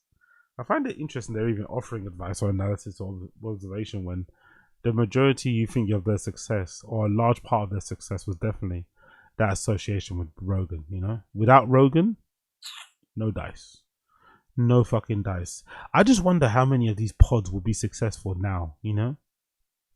I think the naivete of the scene, us not really knowing much about comedy and shit, us not being fucking inundated with comedy content, us not finding out more about these fucking people. I wonder if some of these guys relaunched their pod or had to start doing their pods now, start their comedy careers now. I wonder how it would pan out for them. I think a lot of these guys, it wouldn't pan out well. It really wouldn't pan out well. If they had to start all over again right now, I think they'd be in for a shock by how little people would really give a fuck, you know? But I could be wrong. I could be wrong. Next one. Let's do another clip here. Chin pulled out the strap because he heard noises on his roof. Yep, you heard that right. Chin was at home alone, as he always is, and he heard some noises on the roof of his house. And instead of inspecting what may be happening in the fucking attic, instead of maybe going out in the garden, shining a fucking torch on the roof, whatever, doing some man shit, right? Chin decided to pull out the strap to kill, I don't know, a gerbil, to kill whatever that was hanging on his roof or something. Let's play this clip. It's fucking hilarious. Chin pulling out the strap because he heard some noise on the roof. You guys have been in Texas longer than I have, and by a month. Yeah, but I mean, you get you can tell like the different animals and bugs and stuff. Oh, buddy, I've had all sorts of shit at my house. So I've been tripping. So the last 2 weeks, I heard stuff like in my attic, either in the living room or in my bedroom. So ghost. Before I was like, okay, it must be like a squirrel or something because I can hear like a rat. Good chance it's a possum. But then I was in my bedroom and finally I heard doom, doom, doom, doom, doom, doom, doom, doom, doom. Like someone's like walking on the roof. That's what it sounded like. Clearly a ghost. All right, thanks for the advice, guys. Yeah. I was gonna say like, I literally took my gun and I went outside to look at the roof if someone's like, did you on see my anything? Roof. No. I literally took my gun to see this fucking guy, man. This fucking guy. I'm actually impressed that he hasn't accidentally shot somebody. He seems to be very paranoid when it comes to his gun. You know what I mean? He's always like, I don't know if maybe he watches or maybe just a paranoid guy in general, but he's very aware that he has a gun. He always pulls it out whenever he feels nervous or something. Like, I don't know, it's strange, you know? I don't know, if I lived in a place like Texas and there's animals and shit, my first fucking reaction wouldn't be to pull out the strap. Unless you meant to kill raccoons and rats and shit, I don't know if you can even shoot them like that, if you've got that good of a aim. But that would be my first reaction to pull out the strap. I'm not gonna lie, but I guess it's different in America. Maybe if you step out your house to check your surroundings of your house, you kind of have to take a strap with you. But that wouldn't be the first thing I would do, you know. But I could be wrong. So if something's in the attic. All signs point to a ghost, but if it's not a ghost, so your place is definitely haunted. That's clear as day. Yeah. Do you have? Or it's a pot. Also, I love how Brendan says haunted, haunted. Yeah. Do you have? Or it's a possum. Yeah. Do you have? Or it's day. So your place is definitely haunted. So your place is definitely haunted. That's clear as haunted. It's almost like you're saying hunted, not haunted. Haunted. Day. Yeah. So your place is definitely haunted. That's so your place is definitely haunted. That's so your place is definitely haunted. That's how has he just messed up the pronunciation of every single word? CTE dropped on his head, redacted. What's going on here? Why did he fuck up easy words to pronounce? Haunted. Haunted. Huh? Haunted. Are you sure? Haunted. You have a gun? Pick up Abe Martinez. He wrestles that strap out of his mouth every night. Jesus Christ. Okay. Jesus Christ. Big up Abe Martinez. Jesus Christ. Clear as day. Yeah. Do you have? Big up Two Swords. Big up Two Swords in the chat. Wagwan. It's a possum. Sometimes that can be the reverberation of somebody in another apartment, though. And he's not in it. Does Anne I'm in a Frank condo. live in your attic? No. Well, maybe she does now. I don't know. But there's nobody above you, right? No. Yeah. Terrible advice. Big up A. Martinez. What do you think, my friend? What do you fucking think? Asking questions you don't fucking answers to. Too much. So you guys don't have stuff in your attic? No, I don't know dude. if I have an attic. We do, but I haven't heard anything up there. Have you gone in the attic? By the way, look how Callen looks at Chin. I'm not sure if Callen is like disgusted, confused, concerned, worried, annoyed, but I don't think he rates Chin that much. I'm not sure. It's just a hunch I have. I don't think Callen rates Chin as a man or just as a person. I think he kind of views him as a bit of a waste of space. He's always a little bit like, what did you do? What now? You had what for dinner? You did what for that? Like, you know, he's just like, he can't understand, you know? Why this 50-year-old Asian man is just so like useless, you know, outside of this dude. Like, I don't know, he has that look on his face. He doesn't know what to make of Chin. Chin is a conundrum. Chin is a fascinating case study of a human, man, honestly. I don't think I'm ever gonna meet another Asian person like Chin. Don't think so, you know? In life, I don't think you too, my dear listeners or viewers, I don't think you will ever meet an Asian person like Chin, who is completely and utterly useless. Maybe, you know, I don't know, maybe you might find some, but it'd be hard to find one that's completely and utterly useless as this guy. It's just interesting. Gone in the attic or just? Oh, too scared. Oh, well. Yeah. Oh, well, you don't want to solve it that bad. I'll point the gun at the roof, but I'm not going to climb inside the attic. You're too afraid? What? That logic, innit? That Chin logic. I'll point the gun at the roof, but I'm too scared to go to the attic. Why don't you just pay someone to do the attic clean then? Oh yeah, remember, that probably has no money. Probably has no money. Would he be mad, by the way, people in the stream chat? Imagine how unlucky Chin's life is, right? Imagine, right, if Chin now, because he decided to move to Texas and follow the Tfatk guys there and basically ride this Tfatk gravy train until the walls fall off. Imagine if this is a situation where imagine he's in a situation where, like, because he moved to Austin, Texas, and he spent all his money on Airbnbs and Blue or on moving, whatever, you know, cost happens when it comes to moving homes. Imagine if you just looked at your account and you just figured out, or you just realized when you're Chin that you're now living paycheck to paycheck. Imagine that's the case. Imagine if Chin in LA, despite having a crazy nice place that was probably expensive and stuff, imagine if he told you, no, he was actually quite comfortable. He had a decent amount left after he got paid, but he wasn't like dying. Imagine like going back to that sort of stuff after everything that happened to his crib. It's going to be a mad one, I'm not going to lie. It really is going to be a mad one. But imagine if Chin now has to live paycheck to paycheck because he followed these guys Austin, Texas, and he probably hasn't got a salary bump or been sorted out anything apart from tickets.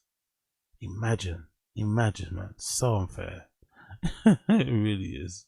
He's living paycheck to paycheck now and can't afford to get someone to clean his attic, so he's having to pull out his strap and point it at the roof, hoping to see. I don't know what he's hoping to see, and what's he gonna do with it? Blow the fucking possum's head off from the. No, come on, let's be real. Let's be real. What are you afraid you're gonna find? Oh, some freaking homeless person living in there. So you just well, he's chilling in your crib right now. Here's another thing too. I'm like paranoid about my everything being locked. So my back door. Okay, so he is a paranoid person then. Someone that said in the stream chat earlier that he's got cameras. You're right. I completely misread that. He's definitely a paranoid person for sure. So I think that kind of maybe explains some of the, you know, stuff that was said over the voice notes. Well, shit, I get it. Was unlocked. Of course, it could be an accident. Good chance that's a human being up there living But rent free. you have a human in there. Shut up, dude. He's probably eating your shit right now. Yeah. He's probably like, God, this guy sucked. It's all like kimchi You know what'd be and funny fucking is if it pork." was actually Chin and he has a split. I like how Brendan's summation of Asian cuisine is kimchi and pork. Like, that's all they eat. And now Brendan's saying it's only going to be kimchi. It's like, what? Oh, fuck, you know. Utterly useless. Split personality. Oh my! I could not fit in that attic. It's got to be a small person. His chin the whole time. So yeah, there we have it. There we have it. Chin pulling out his gun to, you know, blow the head of a cat somewhere, trying to just, you know, hang out, have some fun. You gotta love it. You gotta fucking love it, or not, you know, or not, or fucking not. That's what I gotta say with that one. Let's move on. Let's do. Bryan Callen asks Chin if he's on any dating apps. Yeah, this gets kind of awkward. I'm not gonna lie. Asking Chin about his dating life, asking Chin whether or not he's found a partner, wife, hot kids. It's a futile exercise. He doesn't seem to give a fuck. Let's press play. Or again, I'm gonna go back to it's a ghost. Hey, Chin, are you on a dating app? No, I don't like those. You don't? No. Okay. Why? Well, I just feel like you could Dating meet apps some are girls. weird. You're a single guy. I'm gonna edit this out. I'm not. Big up Sartus. He is paranoid because his body's constantly in a state of alcohol withdrawal. He had a heightened anxiety and paranoia. Ah, yeah, that makes a lot of sense. You do get that from him a lot. You do get him like looking at you, like, you know, looking at you all weird and shit. You get me? But yeah, that's the thing. Cool. Let's move on. Let's take a little break, man. The rivalries, is what? Why is that for? I kept the ad in there like an idiot. My bad. Dating apps. If I pick players, but don't worry, I'm good. I don't need dating apps. If I think a girl's cute, I literally will walk up to him in person and be like, "Hey, don't worry, I'm good." You know, I doubt that very much. I doubt very much that Chin's got elite fucking game outside and shit and approaching. I very much doubt it. The way he was moving at the party, the way he just moves in general, I don't see somebody that, you know, would run up to somebody and say, "Hey," or something. No, not happening. Not happening. Please stop lying. That's all I have to say on that one. Let's play here. how's it going?" And talk. Can to I him show that you a way. magic trick? Yeah, and guess what? Sometimes it didn't work, and it was super embarrassing. I saw girls talking. They're like, "No." I'm like, "Fuck." Of course, Chin used to do magic tricks for girls in clubs to pick them up. Of course, he's a proper student of fucking Neil Strauss, proper student of the game, innit? I fucking love it, honestly. I really fucking do. Really do. So let's see what happens in it. Let's see what happens. Should have cards in your pocket. Fuck. Put it away. I gotta let this pigeon out for it fucking dies. There you go. It was embarrassing, but Oh God. But you learn. Yeah, bitches aren't into pigeons. Can you imagine if I brought pigeons to the club? You're all. He just flies away. Fuck. Oh man. All right. Maybe next. Exactly, Coiler. Exactly. We all saw that live stream. We all saw that vlog. The blonde threw himself at him. He had clues. Exactly. We see how he moves with his female friends, or he's like, you know, whatever, friends with fucking quotation marks. So I'm interested to see. Like, he keeps saying he's good and he doesn't need any help, but I think he kind of does. I'm not gonna lie. Next time. Nobody was better than that than David Blaine. He'd go up to like whoever it was, like when he was younger, he went up, like he would just go up to really famous people and be like, "Hey, can I ask you a question? Like when you look at these cards," and they'd be like, "What?" And he would just start doing the trick. Well, yeah, he's and the then greatest blow your magician mind. in the Yeah, world, like dude. just put it up and you'd be like, Yeah, we're talking about chin. and then this what Brendan saying David Blaine's the greatest magician in the world. What makes you say that? Because you've seen him on TV. I love these absolutes, right? These fucking. I love how loud and wrong he is. David Blaine's the best comedian, best magician in the world. Is he though? By what metric? Do you even follow magic? Do you know what fucking goes on it? Like what? Such a weird thing to say, man. Weird thing to say. Powerful. We're talking about chin hiding. Big ups, Odysseys. For the Love of Chin reality show, a mix of the Fear Factor food challenges and Love on the Spectrum. Oh, This yeah. show alone will bring back cable television. Now- The H1 call me now. Exactly. That'll be actually quite fun. I'm not gonna lie. That actually way more fun, but they're not gonna do that. It's gonna make him sit on the fucking desk and do nonsense. You know what I mean? They're actually gonna create an actual show, which is a shame. But hey, what can you do? That's really he's got the opportunity. That's what matters. You get me? Let's go. Pigeon is his pocket. famous people would go, Trying wait, to wait, get he'd chicks. go and he'd walk away. Yeah. I cannot You should understand. say this. magic. You should go, you a fan of David Blaine? I'm not him, but watch this.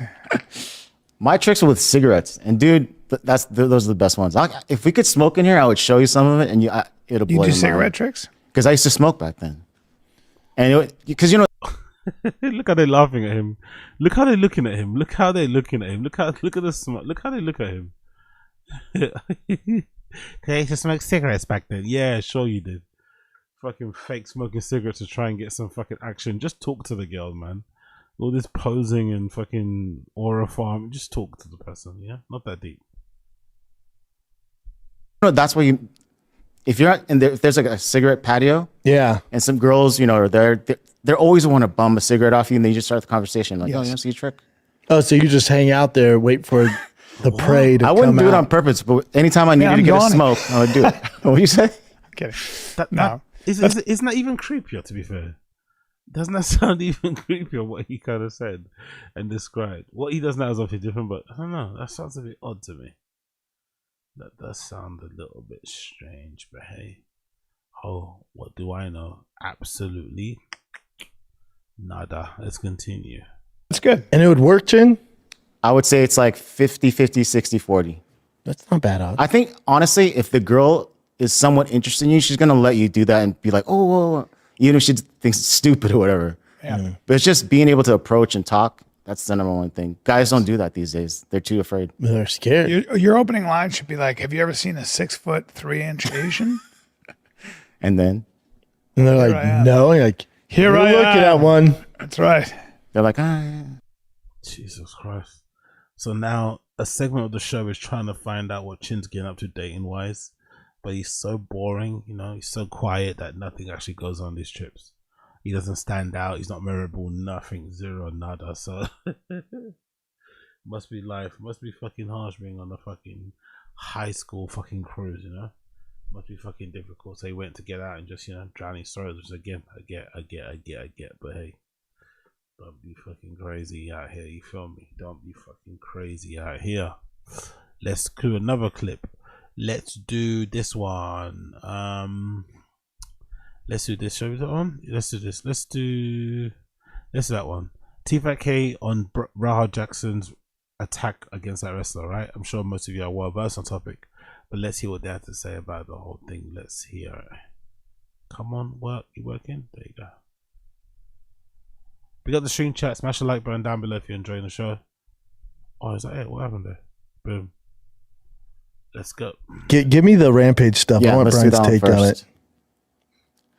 So just play the video first? Or Sure. do you want Yeah, play it First for of all, Brian. what's happening? Yeah, so So he was live on, you know what Kick is? It's like a streaming and people can comment.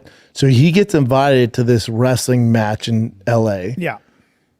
He's in on it. It's a work, and he gets there, and the guy comes out and slams a empty can on his head, and he feels disrespected. He wants to fight the guy there.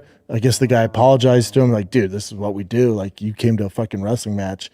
And then another wrestler goes, I saw that part. Another wrestler goes, don't worry, you can get him back. I got your back. Go as hard as you want. I got your back. So then he's ringside. He's on Kick. You know, it's a toxic environment. The haters and trolls are talking shit, like hyping him up, like, oh, you're gay. Again, he seems to be only blaming Raja Jackson for the attack on that wrestler. He seems to be only partly blaming also the fucking milkman and fucking whatever else it may be. You know? I find that very interesting. I find that very, very, very interesting. Like, you get completely isolated, nothing, no food gets brought to you. Like, Jesus Christ. Hey, you're a bitch, you're not gonna do shit. He's like, I bet I will. Well, I'm gonna fuck this dude up. Watch this. He goes, if I can get 50 whatever subs, I'll knock this dude out. And you know, online's like, you won't do it, you won't do it. He's like, say less, watch this. And he goes in there, and because this was planned for him to go in there, slams him, knock the guy out, and then he just gets him out and unloads 18 unanswered shots. 22. Skull fracture, facial fracture. Wow. Yeah.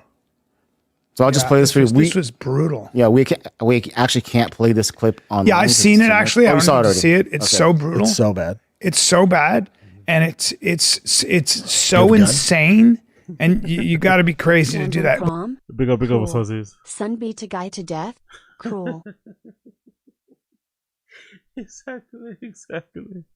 Exactly, man. Oh, honestly, these guys in this fucking topic, man, it just brings out not their worst of them, it just brings out their true self.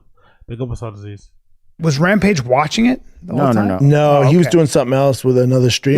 This is where they brought it to his attention. You can see he's like, fuck. You and I both have sons, right?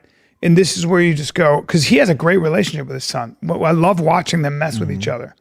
And this is where you just go, what are you doing? What are you doing?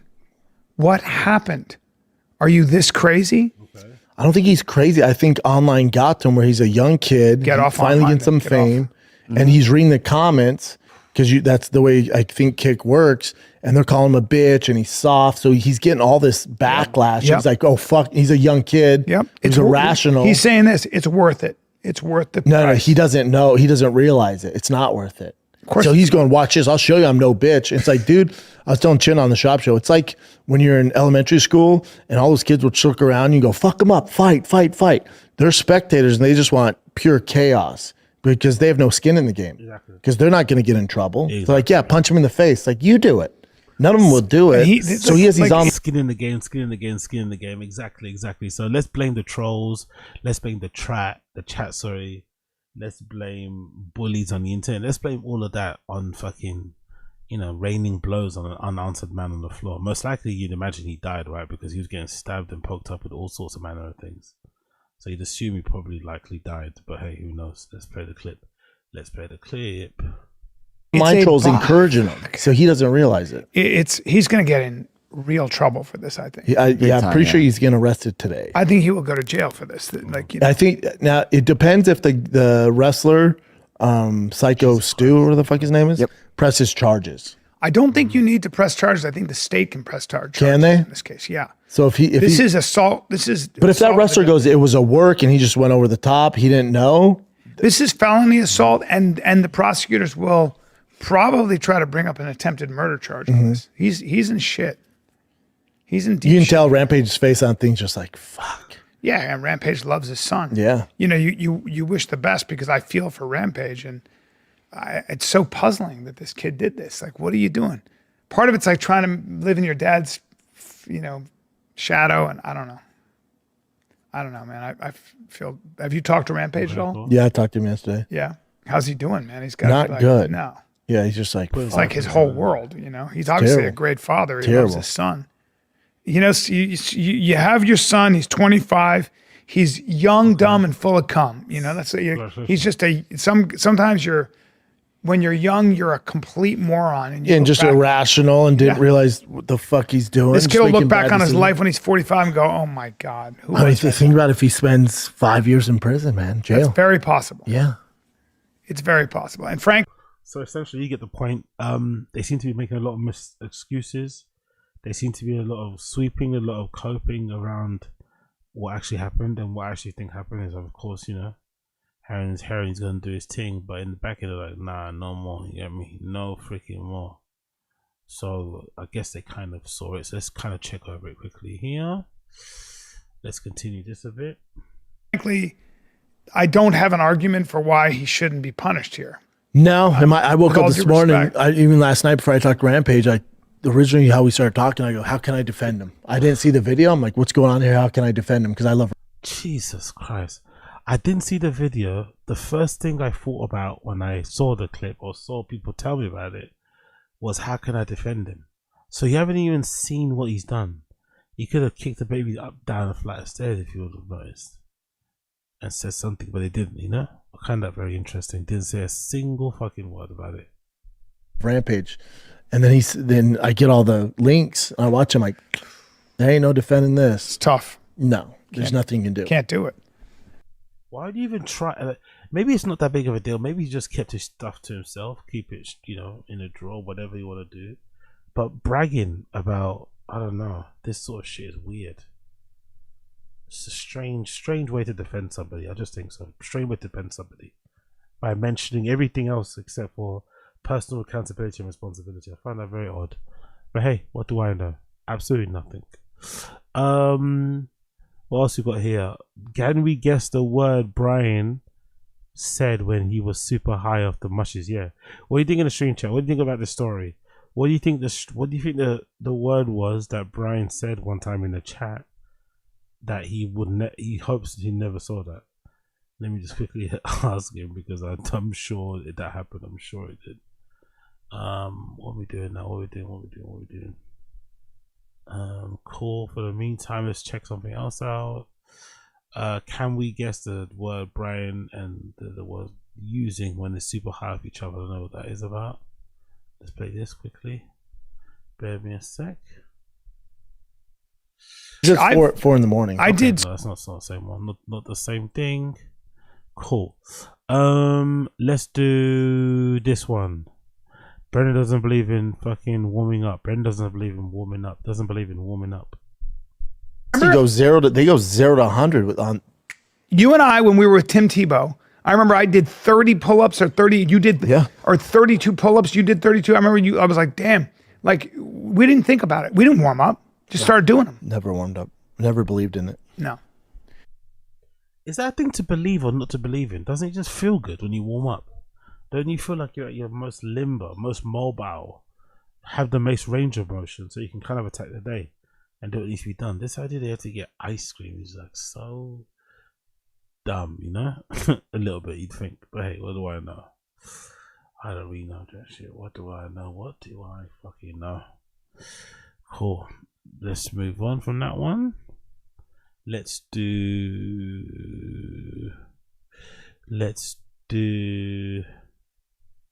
this one. Brendan doesn't take believing in the warning us, huh? I don't know what I was writing there, but let's write this. Let's check this first clip. I fucking gagged myself with how bad my grammar was, but let's do this one. They go 0 to. Whoops, no, wrong one again. Bing, copy link. Let's go. They go 0 to 100 on. Oh, it's not the wrong one. My bad. I think I did the wrong one there. Let's continue on here. Brendan lied about his test levels being 1,400, got called out by Bryan's friend, and immediately said he was joking. So let's see if you guys agree with my analysis of this particular clip. You get your levels checked all the time. All the time. When you said your test was 1,400, I was just fucking. My buddy Nick, who's my feature, Nick Simmons, Big was Nick. like, Oh, I love Nick. Big Nick was like, he knows. He called me. I was like, dude, tell Brendan that's too high. His lipid panels will go berserk. He loves you. Yeah. So he's like, make sure he knows it. And I'm like, and so I sent you that text. Yeah, you're like, dude. Nick said 1,400. I said, buddy, hey, dude. I was just fucking. You get your levels checked all the time. All the time. When you said your test was 1,400, I was just fucking. My buddy Nick, who's my feature, Nick Simmons, Big was Nick. like, Oh, I love Nick. Big Nick was like, he knows. He called me. I was like, dude, tell Brendan that's too high. His lipid panels will go berserk. He loves you. Yeah. So he's like, make sure he knows it. And I'm like, and so. Cool. We said that one. Let's do another one. I might upload that twice. That's why. Let's do. Did we play that one? Yeah, we did that one. So analysis on that one quickly would be. It's interesting how Bryan mentions this person. I know he's that person that did the fucking overhead presses seated, right? Did a really super high weight. And then when Brendan showed him what he did, he got really jealous and basically asked for the panties. I think that's what happened, right? But essentially, kind of, you know, he was really pissed off that she didn't give him the fucking tune ID before, you know, what's his name? Bayond or whatever his name is got involved in it. So let's play the clip anyway. Let's change levels. Let's go for this one. Brendan got some new watches. Brendan got himself some new sparkling watches. Come on. What's up with that watch? What about it? Who makes that? Jackson. It's my boy. Jackson. It's nice. Yeah. I thought it was an Audemars. Jackson, my boy. I guess he means Rampage Jackson, right? But he just doesn't want to say it. He doesn't want him to have his job. But BO is, you know, sick here and fucking whatever. But yeah, that's funny. Big up my lady. Cool. Let's continue. Piaget. An AP? I have an AP. This is similar to that, but these are super. They're not giving the APs away. They're not. If times get tough, I'll sell that thing. Yeah. Yeah. It's kind of wild, isn't it? How like a mediocre, low-level comedian or podcaster like fucking Brendan's able to afford an AP. But whilst this clip rolls on, you'll see why this AP lifestyle might be not as kosher or, you know, legit as people thought it was. Let's just watch. Let's just watch. Yeah. Yeah. No, I actually had a sponsor I work with on the car send me that. That's a nice watch. Very. So Brendan wants us to believe that some sponsor that will not be named allegedly opened the the bonnet of your car to fuck around in the toolbox to see what you were doing. Like, huh? You know what I'm doing, man. Come on now. Look what I'm doing. What's this? Oh yeah. Look at these fucking people. But yeah, big up that. Let's continue here. You got some new watches. Nice watch. Yeah. I do not deserve it, but I'll take it. The AP is, yeah. Oh, is that $1 million? I have the royal. Diamonds. I have the royal oak in all gold. So it's not uncommon. I have a feeling, right? All jokes aside, I have a feeling Brendan may have purchased that watch in secret. He might have told his wife he didn't have money. I have a feeling that's what may have happened. That's why he's being so nervous about the things he's bringing back home. I never used to seem like this. It's almost like he's rushing things back. You know, not really putting it under your jacket just because someone's wears. I don't know. Loads of really strange things you got to do as a fashion girl, unfortunately. Jesus Christ, yeah. So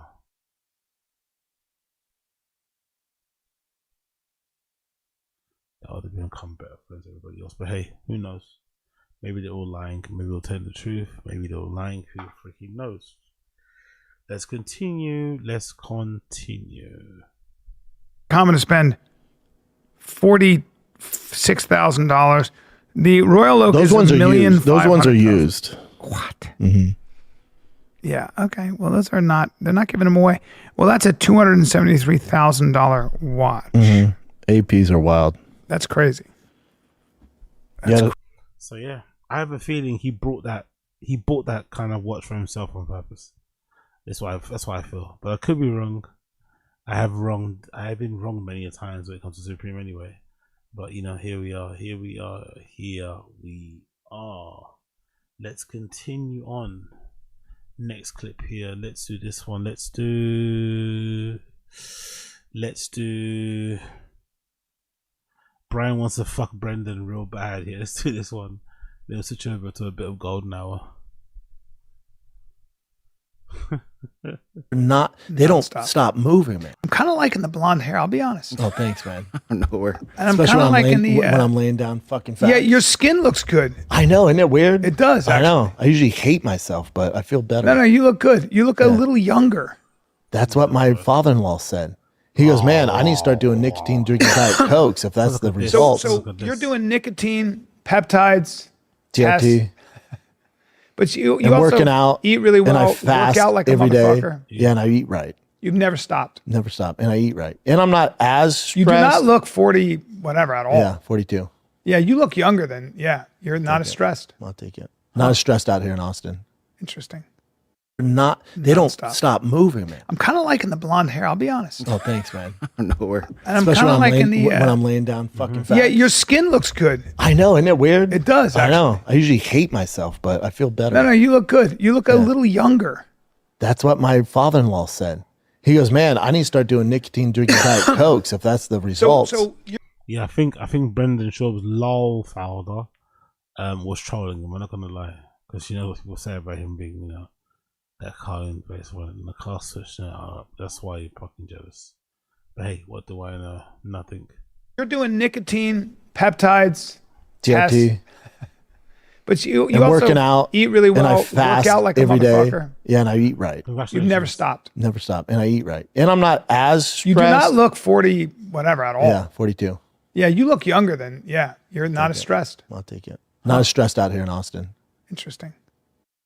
They don't stop moving, man. I'm kind of liking the blonde hair. I'll be honest. Oh, thanks, man. Nowhere. And I'm kind of liking the when I'm laying down fucking fast. Yeah, your skin looks good. I know, isn't it weird? It does. I know. I usually hate my, but I feel better. That's good. You look. My father-in-law said. He goes, "Man, I need to start doing nicotine drinking Diet Cokes if that's the results." So you're doing nicotine, peptides, GLP. tests, but you I'm also working out, eat really well, and I fast work out like a every day. motherfucker. Yeah, and I eat right. You've never stopped. Never stop, and I eat right, and I'm not as stressed. You do not look 40 whatever at all. Yeah, 42. Yeah, you look younger than. Yeah, you're not as stressed. I'll take it. Not as stressed out here in Austin. Interesting. They don't stop moving. Why does Chinso look the way he does? If it's been such a net positive for Brendan and Bryan, why doesn't Chim get a view that, you know?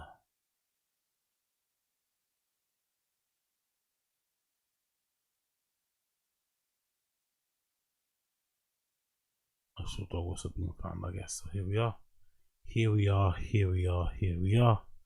Any more clips of the channel? Oh no, I guess that's it when it comes to them. So let's switch over to the gold now. Let's do a bit of gold now. And it's going to be a bit brutal, but let's do a little bit of gold now. Let's see what these motherfuckers are doing, where they stand and shit, and we can go from there, alright? Cool, we got the stream chat. Smash the like button down below. All that good shit. Let's do gold. Let's do a little bit of gold now. Let's see here. There you go. It's not D, it's actually D, you know, whatever. Or did he take it down? I just saw this Amish maybe documentary. it got taken down then. Oh no, is that the one? I think that's the one. Because it would be, oh, you want to go to Nobu? Yeah. How about this? Here's $500. Yeah. This is how hookers started. Yeah, the cavemen, like the girl was like, "Take me out." He was just like, "No, here's some rocks. Give me this pussy." That's how it started. It's so much easier this way. Cut out the middle, caveman. I don't know if Kristen has ever said anything that would result or that would necessitate that level of laughing, right? Like Eric Griffin needs to relax. We're friends that shout. Sometimes we don't know what we're doing. Like this, she's saying, it's a hot girl, right? And she's saying, the most responsive person I've ever been around was like this super successful businessman that she dated. He's like, and no matter how busy he was like always responsive. And she said, "Well, how do you do that?" And he was like, "Because it's about respect." And you know, and I firmly believe that. Like, I can't stand when you text somebody and then they take like forever to get back. What's that? The loud? Okay, let me load the mic, the volume here actually on YouTube. Back to you, or they're never responding or something. Yeah, no one's that like, busy. That should you know, it's, oh my God, especially like girls particularly too. Well, you know what I mean? yeah, so I'm like you're not busier than me. You know what I mean? Like you think you'll never know because I respond. Yeah, I just like that with everybody. I just think when people don't respond, I go, it's like, oh, maybe. And listen, maybe I'm overdoing it, but for me, it's like, no, you don't. I respect your time, so I'm going to get back to you. Right. Like you're not. I don't want to hear about. It's an age thing because I come from an era where you had to call people on the phone. You had to you had to actually call on the phone. It's every episode gonna be a fucking I remember when throwback era. This is what we're gonna do. But this whole episode, this whole programming of fucking Size Matters TV is gonna all be done on fucking YouTube and shit. Yeah, great. Not so great. Let's fucking go. Come on, let's fucking go. Let's fucking go. Cool. Like if I was coming to pick you up, I had to be like, "Hey, I'm coming at 8," and you had to be ready at 8 because there was no way for me to text you. I had to honk the fucking horn. But So I'm just- Eric, don't you think it's more of a thing if they fuck with you, they can get back to you? But then there's also on the other end of that. I've had friends in my life where I just gotta be like, dude, I'm out. If you need that friend who's always checking in and following up and like I'm your fucking dad, I ain't the one, bro. Well, yeah, but I've lost relationships over that where they're like, you know, it like if I get back to him, you know, I'll text him like, hey man, swamped, I'll get back to you, and then 2 days later I call, he's like, what the fuck, like all butthurt, like what the fuck, dude. I'm like, oh, you're out. I can't. Yeah, but it all depends on who the person is to you. Yeah, I mean, if it's your wife, okay. But if it's like, I hear you. Yeah. I don't subscribe to that. I think What do that you mean? if you have my number and I have your number, and I text you. And not just like what he said, like some casual shit. Even if it's just like, hey, you trying to find out some information, or even if I'm like, hey, I heard something happen. I hope everything's okay. Yeah. Like he just said, he goes, hey, I'm swamped. I'll get back to you. Yeah. That's respect. Right. Yep. That's respect. You're like, hey, I'm swamped. I'll get back to you if I can't. You know what I mean? Thanks for checking in, Pete. You know, it's like that kind of stuff. I think that's important in life. You know, it's just me. Like I'm not. Let me just say this. It sounds like it, but I'm not judging. No judgment on anybody else. Yes, I'm here just comes saying. judgment. I think it's a sign. Here comes judgment. Of respect, because I can't stand when people go, hey, I'm busy. Hey. You not that busy, bitch. Well, that's okay. Yeah, like nobody, you not. You right. Except for it's a choice. Listen, Chris, it's a choice. I understand. I'm just nobody's that busy. That's a construct that doesn't exist. No, I understand. But if, unless you're Elon Musk, you're going through like something, then and you don't respond because things are stressful or whatever, then you write back. You know, or week even if later. you don't write back, but if it's a week later and you say, hey, you know, I was going through something. Yeah, then that's that fine. person goes, oh, that makes sense. Hey, thanks. Yeah. No, Yeah. but that's not what I'm talking about. Oh, okay. Because 96% of the time, it's just people being like, whatever. Yeah. Just being like, whatever with this, whatever. Not respecting your time. Yeah, not respecting your time. That's all not I'm respecting saying. your time. But I also know people who are way busier than me. Like Rogan's a good example. Yeah, I usually call him on my way to work, whatever I'm doing. He'll be like doing way bigger shit than me and answer like, "What's up, man?" And I'll just be like, "Oh," I send him a picture of a car. I'm just shooting the shit, and I'm like, "Oh, dude, I got Trump coming in. Let me call you back." I'm like, "Oh, you don't have to answer, dog." Yeah, but that's a sign of his respect of your friendship. Yeah, that's what that is right there. That's my point I'm trying to make. It's like you know, it's just a choice people are making. Like we're so casual with how we communicate now with social media and all this stuff. We just kind of swipe and we just kind of like look at stuff and we just are like, this isn't important anymore. And I think communicating with the people that are in your life, in your circle, in your like, you have your inner circle, you have your like whatever your circle out there. Eric's been talking for a while, isn't it? Like fucking hell, Eric, pass the mic, bro. There, and then you have a circle out here, and then you have a circle of people that, you know, I just think it's like, what's wrong with being like, hey, what's up, or thank you, or whatever it is like that. No, I agree. We're all And fucking selfish creatures. I agree, and I got to do better. I got to do better. I agree. I hate that. I just hate it. I don't know. Yeah, the reason why I brought it up is like a friend of mine was posted this thing, and I was like, oh, where's my text back? I was like, this is not, you shouldn't be posting this.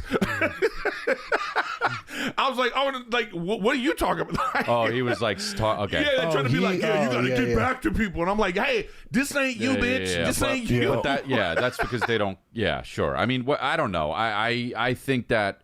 We all do it. Yeah. I'm just saying. I think it's a sign of, you know. It is, but you know what I like? This is what kind of friend Chris is. He's always been great. Like my baby girl's going through more health issues, right? It's been a nightmare. Now Chris could a million people text like, and the only reason it got out is because my wife posted something on it. But a million people could text like, "Oh man, sorry what you're going through." Like I don't respond. I don't respond to that. Chris responded, "Man, heard what happened. Hey, I have a friend who can help out. They're this big pediatrician." So it's like, oh damn, there's a resource that actually is going to improve what I'm dealing with. But if like, hey man, let's talk about it. It's like, bro, for what? Yeah, you don't even have kids. What the fuck am I going to talk to you about? Yeah. But Chris was like, yo, here's the number. Talk to this lady. Like she specializes in this. I'm like, oh, fuck, that's a real one. You know what I'm saying? Yeah. Yeah, man. And of course, I'm not talking about when somebody's like, "Hey, happy birthday." You don't have to be like, "Well, thank you." You know what I mean? I'm talking about like, when somebody's communicating my friends know with better you. to text me on Thanksgiving. If you text me on Thanksgiving or Christmas, hey, man, I'm not 14. But Chris, let them know. Who texts every Christmas and Thanksgiving? Eric is the tell him about it. My Tell him dad, about my it. brother. If you you must be busy all day. If you're texting my dad and my brother. Yeah. What's up, Bill? Yeah. What up, Bill? Eric's face on a turkey. Yeah, like a GIF. You know who I text every year like that too? Anthony Jeselnik. Oh, just wow. because it bugs him. Yeah. He just goes, "What are you, 6 years old?" That would That's bug why him, I write it back. I go, "Love you too, baby." You know what I mean? It's like I just. But don't it make you feel good when you see it? No. You know what? I like it from. You know what? I'll say this. I like it from Eric. I like it from Eric. Yeah, true. But when Brian texts me, I just go, "Fuck." Sometimes I wake up. Sometimes I'm okay. Here's another example. Okay, sometimes I wake up late because it's like I've been traveling. I need to sleep in. It's 11. I'll wake up. Okay, there's 6 people that have texted me, and I look half asleep. And I legit, like, somebody that I respect a lot, this happened to 4 days ago, or no, more than that. And I forgot to, I guess I didn't even realize he really texted me. And then I go one day, like 3 days later, I go, oh, fuck. Oh, yeah, yep. I do that all the time. That happened in the middle of my sleep. So I wrote it back, and he asked me something legit. He was like, needed my help with something, and I was like, oh my God, bro, I'm totally sorry. And you know, it's all good, but like that doesn't mean I don't respect this guy. You're no longer friends, right? No. No, that yeah, happens. but just from the guy that like you would go eat with him, and then if you like, if you're 5 minutes, hey, let's meet at 1. You get there at 1:05. He's already ordered and he's already eaten his food. Yeah. Absolutely. But I don't wake. I'll wake up to some text, and usually I wake up so early. I'll respond, but it'll be like 5 a.m. and then they forget because I respond so fucking early. It's not a. But I know. But a set rule. There's always, I know. I was busting Rogan's chops because I text him and say, "Damn, dog, it's like that now, but you've changed." Like, give him shit. Yeah. He's like, "Bud, I wake up to like 75 texts to 100 texts a day." He's like, "So it just gets lost in the shuffle time, and I gotta go through it." I'm like, "Oh, you're living different." I'll tell you who's great at getting back. Who's great is Theo. He's blowing up, all that stuff. Me and Theo would text, probably once every 2 weeks, something like that. But then he realized our lives are very different now because we were texting back and forth, just catching up. And then he called me, but it was 9:30. And he goes, "Damn, came to answer your phone? I didn't see it. I was asleep. I'm in bed by 9. I didn't see it." So I text the next morning at 6. Like, "Bro, you called. I'm sleeping. I would answer your call if you do it when I'm up." We're living 2 different lives, my man. Yeah. One thing I'll say for Theo, he's good about. We live in 2 different worlds, my man. I think you're conflating 2 different experiences into one, mate. I don't think that's. Imagine if it was though. Imagine if it actually was. Oh yeah. What can we do? What can we do?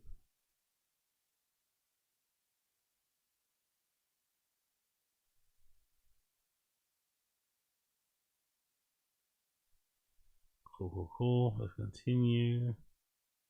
What's going on here? We got the stream chat. We're gonna be tuning in. If you're still here, smash the like button, hit subscribe, all that good shit.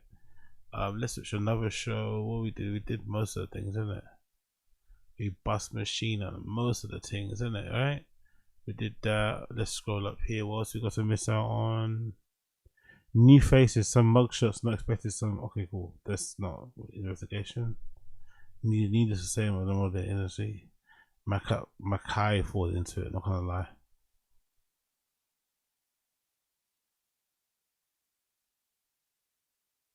Cool. Let's freaking go. Cool. Our manufacturer got some materials off to machine. How it is. Sponsored a few people. Let's continue here. Which one are we gonna go for? Let's go for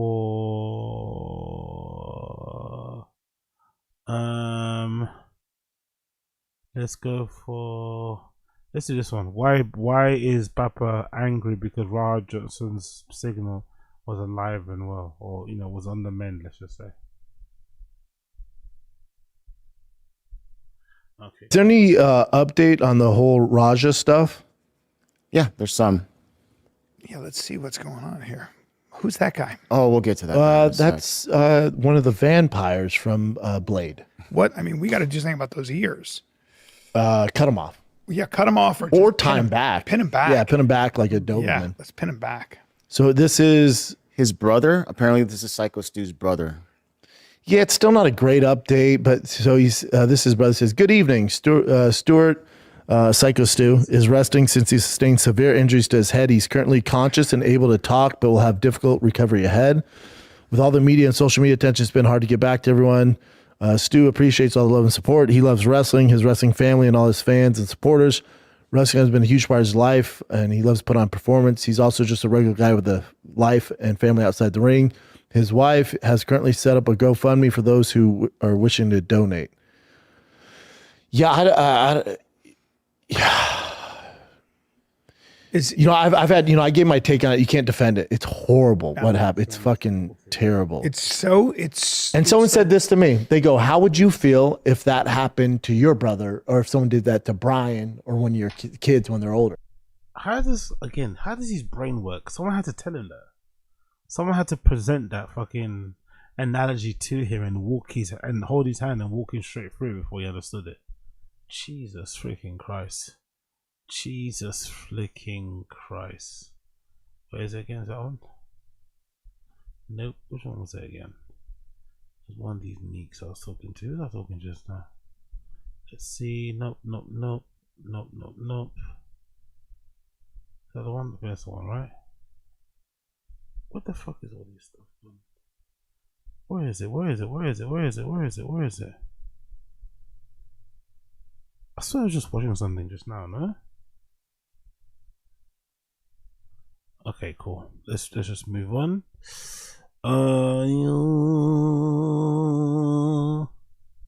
Let's go back. Come on. What's up with that? Let's go back. You get your Let's go zero. Let's go back. Oh, Okay, cool, I guess not. Guess I fucked up on my own. We got everybody in the stream chat locked in as well. Smash the like button. Smash the like button if you're here and you're enjoying the show.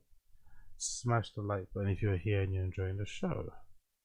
Bear with me 1 second. I got this loading. Apologies. Alright, cool. We did quite a few already, haven't we? We're fast approaching the updated episodes. So let's do a couple more. Bryan doesn't understand why Will Smith keeps making movies, right? Or just keeps trying. That's what he kind of says. It's over Tfatk. Yeah, of course you can. What do you mean, can you? Why couldn't you? Unless, too big and shit, then it's okay. Cool. Let's press play. Let's go. 1 sec here. Doesn't understand something, right? Where is it? There we go. Boom.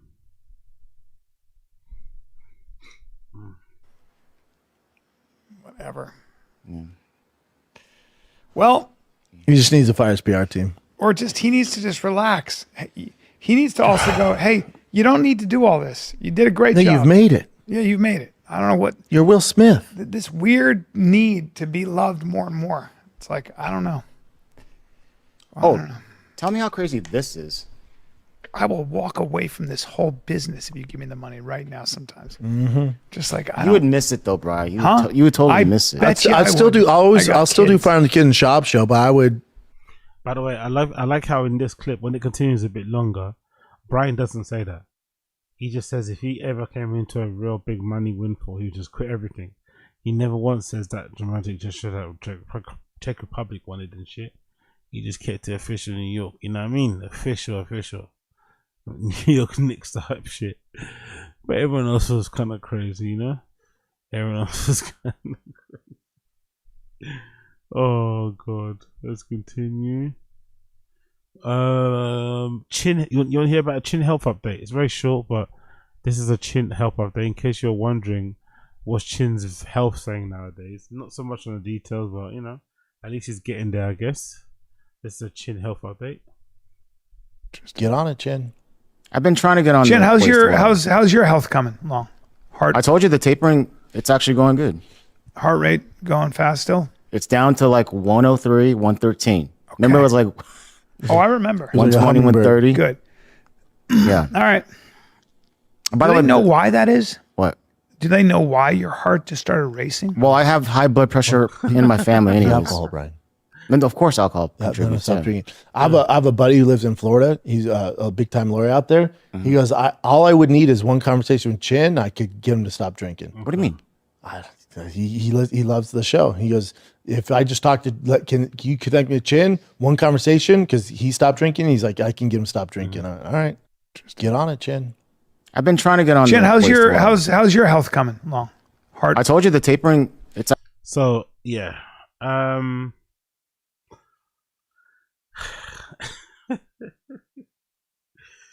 Chin is saying that he's tapering himself off the booze instead of quitting it outright. He's tapering himself off. So instead of drinking 17, he's drinking 12. And then as time goes by, he scratches it up more and more, and then you have to buy a whole new one, I guess. But no, this car is fucking crazy, man. I always wanted one. I'm not gonna lie. I just always like this. I just leave you. It's the water. Come on now. Let's use our brains. This kind of officially moves or notice something as well. So we were in that era when it comes to him.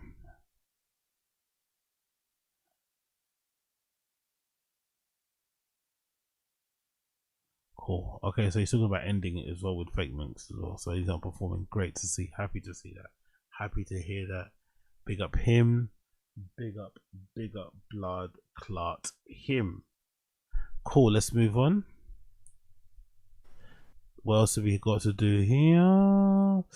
Papa broke up with his girlfriend so he could fuck randoms once he got famous. Yeah, this is a bit of a, I'm a creative license in the title. Brendan talked about the time when he had to decided to break up with his girlfriend because he wanted to focus seriously on trying to become a UFC champion. So let's play that because it's an interesting time capsule throwback type of thing. Let's play this. Bear with me a second. Tech difficulties and shit.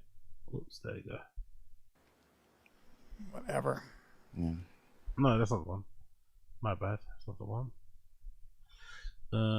Where is it? There you go. Brendan broke up with his girlfriend. Let's play this clip. And it's from 9 to 11 o'clock at night because they had other jobs. And he's like, but you have to make every day. I'm like, say less. I remember driving home so fucking stoked I found this puzzle piece. And I remember, I'm going to have to break up with my girl. Why? Because the life I'm going to have so selfish. I don't have time. You don't have time. No, and I remember coming home and be like, just so you know. Yeah, I'm not around. I'm not going to be around anymore. Damn. And I remember I was like so heartbroken, but I was like, this is what it's going to take to get to where I'm going. And I'm going there. You're going. This is a sacrifice. What did he weigh? Was he a big guy? 80. So I don't believe that for one bit. I think the reason why he probably did, if he did have a girlfriend back then, that's why it's not true. Who knows? But I feel like if he did have an SLT back then, it was just mostly to show off to the lads, show off to the fellas, throw your dick in the kid teacher's mouth. You happen to be Hispanic because you grew up in Hispanic. Maybe treat the local guy like a fucking idiot or a stranger. And then when something bad happens, he's not going to be there to help and assist. You get me? So yeah, I did it. I helped. And people are all, well, good now. But let's continue. Here's some of the stories surrounding his UFC come up and shit. Why is it? Come on, there you go. 85. Okay. And just broke it down. How long did it take you before you started really learning wrestling? I already had a good base because of Carwin. I was training with Carwin all the time. But then after that, I met Leister Bowling, and I got invited to wrestle with the University of Northern Colorado. So then I was driving to Greeley 3 times a week, which was, hour and a half, 2-hour drive. And I was doing that three. And when did you learn that the old double leg was very hard to stop on? That was always my thing because of football. Oh. Because the natural explosiveness from football. Because very few people could really deal with that. It's tough the old to do. double leg. Yep. And you grab them by the hips and just timing, pull 'em in. explosiveness, all about timing. Yeah, I remember telling my girl, like, this is just. Were you actually in love with her though, or were you just into her? No. Of course, Chin has to chime in there. Mr. Lonely there. He couldn't bear hearing somebody had thrown away or ended a relationship, and he's struggling to find someone's ending there. He can't believe it. He can't believe his fucking ears. We were together for a long time, and I was just like, that's insane. Like, you actually broke. That's how bad I wanted it. That's the difference. Wow. That's how bad I want it. That's it. I tell my son, you got to have that dog. Like, that's the difference. That's how bad I wanted. What though? You didn't make it anyway. That's how bad I wanted. So all of that sacrifice, all of that kind of despite your face shit didn't actually work. So yeah, I find that hilarious. I was literally willing to do anything. Right. Give up my girl, the house, the part. I don't give a fuck. Go to Jackson, sleep at Cowboys on the ground. I'm there. Yeah, whatever it takes. Will you train me? I'm there. But I mean, so even with me, remember the first time we were talking about moving to Austin, but we didn't do it. And I was with, my girl at the time. You're like, you still down to go? I'm like, I'm down to go. But I'm not going to break up. Like, I would just see if it works, Well, you got to imagine Chin ending his relationship, right, at his age to pursue his dream of becoming the best Tfatk gay whatever in the world. It's fucking ridiculous. Just imagine how redacted that is. Just imagine how redacted it is to live one universe and then try and get into the other because you want to fight Brendan. It's like, ugh. He hasn't even digested his food yet. That was horrendous timing, innit? Jesus, Jackie was Jesus. Let's continue. You were just like, I know. I just knew like it wasn't fair to her. Like I was going to be gone every day, every night. Well, that's that desperation. If I had to go to Albuquerque for 2 weeks, I'm going to Albuquerque. Yes. I'm driving tonight. Yes. Like if Greg Jackson called me or Wink was like, hey, we need a body, I'm there. You're there. You already knew that it's not going to work. You're not going to. I just knew my path, like I was going to have to be selfish, and you don't want to have people in your life. That's why now it's like people are like, oh, you come back to comedy? I can't. I can't be selfish anymore. I can't. It's not about me. It's about the kids. So I can't do both. I can't. And be present. Like, I've never missed a Tigers practice ever. Never missed practice. Beast of a dad, great dad. All he had to do was break up with a couple whores, and now look how much of a great dad he is. Fucking love to see it. The turnaround is biblical in nature. Bossy starting out, never misses practice. Never. You love it so much. Was what I was born to do. Yeah. I'd rather make less money, and I'm good. Do I miss stand up? I miss the hang. I miss the guys. I miss going out every night and having something to do. Nothing like your kids. But no. Miss the finger banging of waitresses in fucking random clubs around the country. I'm pretty sure. Missing fucking signing DNs. Missing, a sprinkling of addies and baddies. Definitely missing. You'd imagine. There's nothing. Like, and I was sharing this with his dad the other day. His son's 7. He's on travel ball. And his dad was like, yeah, it's our first time. And, and I was like, I'll let you know now. It's a lot. Mm-hmm. It's a lot. And summer vacations, those are gone. Like parents in the neighborhood, like, oh, we're going to Fiji or Hawaii or Tahiti for vacation. What are you guys doing? I'm like, playing baseball. That's it. And now you might hear that and go, what? There's nothing better than watching your son compete in a tournament on Saturday and Sunday. And doing well, or just having the time. There's nothing better. I love that. And plus, also, you make such good friends with the parents. The best. I will be there from if say it's a 9 o'clock game, so we gotta leave the house at 6:36. What are you saying in the stream chat here? No one can't do stand up without Rogan covering for him. Bryan looks well and everything. Then why do all the truck? Can't do both because it's like here, can't do both. I love the both. That's one of my favorites. Baptisms and shit like using in real life. Both. 6. That means my day starts at 6. I don't get home to 8 o'clock at night, and there's nothing I would rather do. So cool. There's no vacation in Tahiti. There's nothing. No. There's no sold out crowd. No, that is a vacation. There's nothing. That is a vacation. It's life. My brother-in-law's that way with soccer and his kids. Loves it. The absolute best. He's like, he was saying, I mean, we were talking about where he's moving in school. He goes, and then there's sports. I mean, it sounds like not a big deal to you, but I was like, I get it. He's like, it's everything. It's an important thing. Oh, when I came here, I wasn't worried about, hopefully the neighbors are nice and the hood's cool and stuff like that and the house works out. My number one anxiety came, how can I get my boys on a sports team? That was my number. Okay, killer fucking parent. Okay. My number one anxiety was connected. Like, all right, relax, my friend. Relax. We're fucking relax. It's It's just funny. It really is kind of funny. It'll be amazing if the kids just copy what the mom does because they want to be around the mom for ages. But it'd be funny if it's just an extension and things are coming down normal afterwards, probably.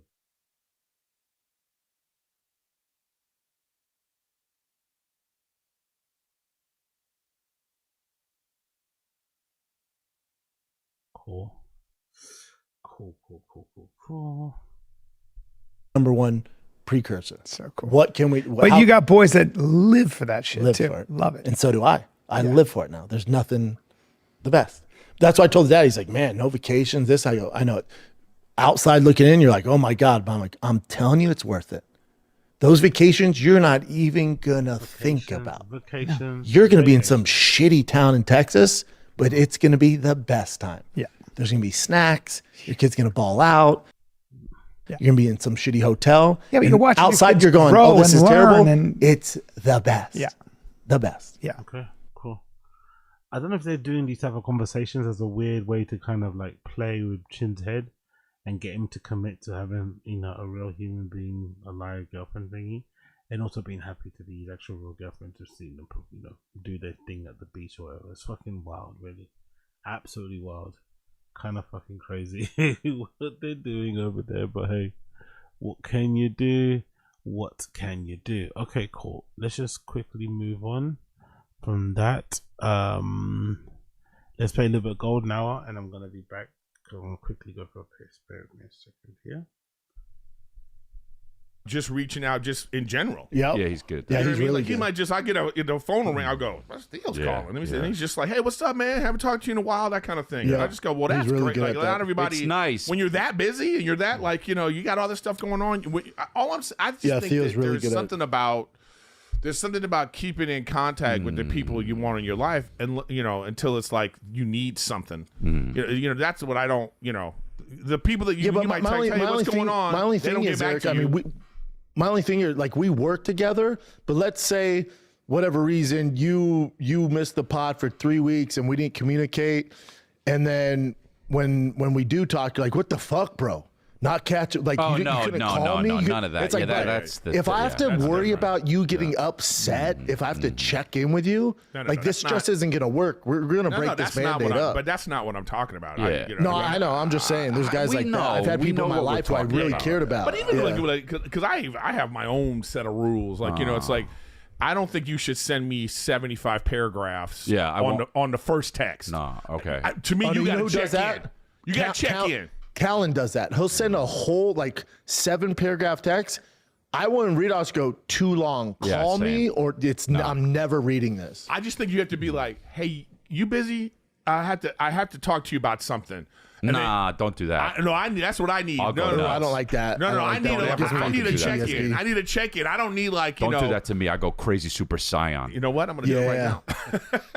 you know what I like? I like, if it's long, I like a nice voice note. Oh no. Bro, nobody knows your rules, all right? You don't just fucking keep saying rules. Bro. An 8-minute voice note, go fuck yourself. I won't listen to that. Better than an 8-minute text. No, it's no, because you can both read of those it are go fuck yourself. You can read it at your leisure. Yeah. But when you get a voice note, you're missing shit. You're just like, I'm drunk. And my thing is he's too loud in my thing.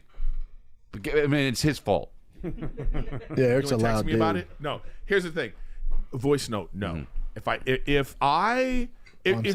call. This is my thing. If the voice note goes, big up Crambo.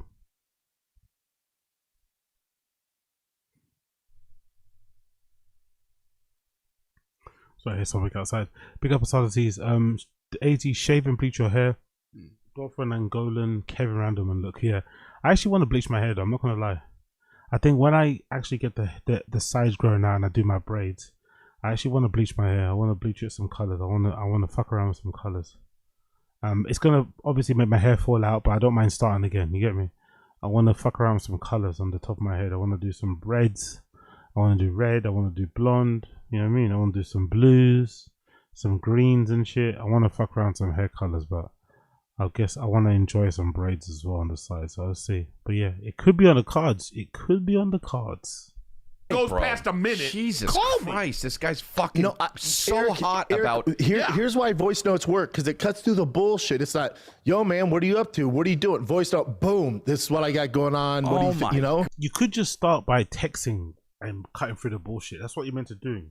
People turning texting into an opportunity to fucking send diaries, or as we saw with Brendan, write in the text that you're working out. Just say what you want to say through text. You don't need to fucking ramble and do loads of peasantries and all sort of nonsense. Just get that. If anything, texting should be direct. You should be trying to use at least words as possible to get your point across without fucking waffling, you know? God, it cuts the fat. Yeah. Okay. It's like fucking. What about that British girl that had an axe when because she was being accosted in fucking when she's 14. It's all over the news. About? Let's get to something else, dude. Oh, gotcha. Yeah. Weird topic, isn't it? Weird thing to talk about. But I'm not gonna lie. 14-year-old girls with his allegations. Well, bring something up, motherfucker. The fucking 14-year-old British girl. That's what you want to talk about? Her parents sent her with an axe and a blade, and she had to fucking wield it. Protect herself and her friend from a migrant who wanted to assault them. Good for her. What a little badass. Dude, people supposedly she was arrested. Right. People are saying though that she's a hero. Oh, damn, look at this little. She's this little William thing. Wallace. Hey, friend. Not gonna lie, they kind of look like not to be offensive, they kind of look like gypsies.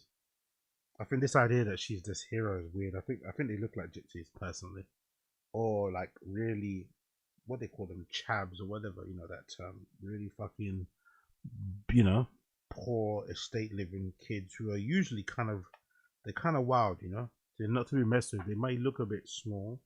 They may have really annoying voices, but they're usually not to be fucked with because they carry weapons, acid and shit. They don't play games, so I think that might be part of it. Take the AirPods out, yeah, so you can hear. Well, watch this guy. Watch what happens. Look, she's just going nuts. Watch this. This is the guy I like. Hey, guy, what are you doing? The guy that just walked by. He's trying to get the fuck out of there. Because this is bullshit. What do you mean? You're walking by. If you see this kind of thing going on and you could just walk by, the real scene in person, it's not as heightened as this. No, I understand. That's why this guy's like, oh, I understand. The little girl's got an axe. Cool. This guy's filming, and this Shut up, Eric Griffin, man. Shut the fuck up. one's doing nothing. Nothing's happening here, man. No, I bet that guy was like, oh, This that is girl's internet tweaking. bullshit. That girl's tweaking with an They're axe. saying Like, internet get me the bullshit, fuck bro. out of She here. got arrested, and then also, there people are using this. This is crazy, Also- but people are real. It is crazy how something like this is used after Polarized. Of course. But Yeah, they're making her a legit hero. Like, this is the woman we need in our. It's insane what they're doing on the. Yeah, no, I'm She's doing 14. that. I'm proud of her. I'm Yeah. super See? proud of her. I already See? posted the meme. Yeah. Well, how about this one? Have you seen these memes that are showing up where a girl is saying, like, we need to date me, you have to pay me $500. Hey. To date me, you have to pay me $1,000. Like, How you've high seen is those she? memes? Anybody says to date me, you go away the other direction. Yeah. To date me, I'm so glad I'm married. How about the thing? Yeah, I know, same. How about the thing? How about the thing where the lady was like? Did you ever see that one thing where the lady was talking to the camera and she was like, "No, we're not gonna do coffee. We're not gonna do a hangout. We're gonna go to a dinner. You're gonna pay. And then it cuts to her years later and she's like, I had to freeze my eggs because and everyone's like, yeah, because you're insufferable, you stupid asshole. Well, that's a girl also being in on the joke. What do you mean? She was serious. I don't think it was real. It was it's real. no It was joke. real. She had to freeze her eggs there. Well, I saw, That but bitch it's is just like that lonely one as where fuck. the girl was like, I told my husband, I'm not cooking for you. These are the eggs for me and our kid. If you want eggs, and then the next video was her being like, my husband left me. Yeah, no. Yeah. Bro, when women are like, what do you bring to, somebody was upset because somebody said, what do you bring to the table or something? And women are like, what do I bring to the table? What the fuck is he? It's become a manosphere pod now, isn't it, right? It's become a manosphere pod, cultural pod, essentially. These topics, like men and women are like, traveling is like, it's like, Jesus, we get it, man. Maybe some new fresh topics if possible. New fresh interest. Do something. Jesus. Dude, you like and they'll get mad at us because we talk about how hot someone is, and then it's like, but they also don't want to have to bring anything to the table. So then what the fuck do we get? Yeah. Well, no, Chris, that's the minority. Those bitches who are like women power. We work 9 to 5, and they want an award, and they want to start fucking Wakanda on their own just for women. And they're just working a fucking job. Those are the fucking minorities. Well, that's a little the bit bad of a different bitches, thing. like the good moms. I understand that. If you're a woman and you want to forego having a family and work hard and do your thing, do your fucking thing. Yeah, you're a cunt. But do your thing though. Yeah. Like I don't give a fuck. Yeah. But then if you're a woman that's just like, I'm hot and what do you bring to the table and treat me like a princess? No. Well, it depends how hot she is. But here's the crazy part about this. But it doesn't, though. Here's the crazy part about this. I'm a dime. No, you're a dime. Everything together. Yes. No. You're not. You're not a dime. You're a nickel. Bro, have you seen my personality? It's crazy. I know, but your forehead, you get 2 points knocked down. Dude, everything, something about me. You know what? I would say. I agree, but your forehead and your skin fucks it. You have a good pie of stuff. Yeah. Fuck yeah, that's what a guy needs to be a dime. But the looks aren't the biggest part of the pie. It's not looks. No one say you're handsome. But you weigh it. It's a dime. Weigh it. Weigh my pie. It's a dime. Agree. Because disagree. You put it all together. Yeah, there's something about me, my attitude, my charisma. Okay, we get it. You take one of my features and you show it to some. You take my feature off of me and you show it to somebody. You go, that guy's gonna be ugly. You put them all together. You go, all right, with the charisma and all the stuff, and he's rich. Then okay. No, you're like a dime stew. Really? With the glasses on? That's what I'm saying. I'm saying not looks department. Okay, whatever. But we're not talking about that. But objectively, if you get a good picture. Fresh and fit with Walter. Think about this. Delia is innocent. Ultimately, woman belying man. Legalize comedy. Every time I read this says legalize comedy, I immediately think about it the same way fucking Elon said it. They're a legend. What's that? We need more. We need the lead on this Fresh and Fit Walter. Oh, that'd be so good to get on Fresh and Fit. I'd love to see that. The trolling would be fucking immense. It'd be a very awkward conversation. I'd love to see him on Fresh and Fit. I think that'd be such a good conversation to have. But a lot of these guys are probably afraid to go on there because it would make them seem like they're right wing, even though they got fired. A lot of them are probably very worried about trying to get a job there. They really are. They really are. Okay, cool. Let's look at that. Patient wants things, huh? Where is it?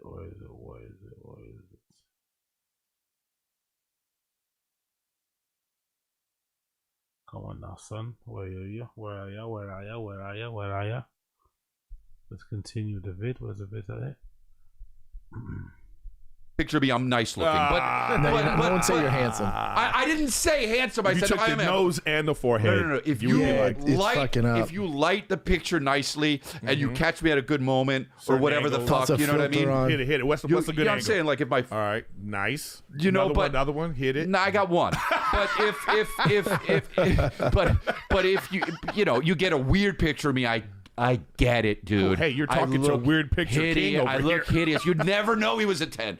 You'd never know he was a 10. Who would have known? At a weird pick. Listen. Okay. But he is. No one ever would say you're a 10. Bro. There is no world where you're talking about gay men. I'm talking about women when they see and feel the whole presence. Okay. God, you know what? Damn it, dude. I believe that. Hey, you know what? And we know it's documented. It's very well documented, bro. Yeah, it's well documented. The one that these women that you say, well, I have to give you $500 to go out on a date. Here's this funny part about that. If you give them $500, I say, okay, let's date. I'll give you $500 to date. Yeah, fuck yeah, let's do it. But if you also fly them anyplace, it's now sex trafficking. No, it's like, dude, it's very. Isn't that crazy? Isn't that crazy? You're fucked if you're a guy, really. You know what I mean? All of a sudden now, I just sex trafficked you, and you're like, no, you charged me. You said I have to give you $1,000 to date you, but and we're flying to Vegas, so all of a sudden now I'm sex trafficking. You know what I mean? It's like that. Then you're like, also, can you imagine a girl like, if you're gonna date me, it's $500, $1,000. Like, where the fuck are your parents? Who raised you? Why are they even talking about this anyway? They're trying to sound like boomers. They're trying to sound like detached from it because they're all fucking adults with children. But Why are they even giving advice on this conversation?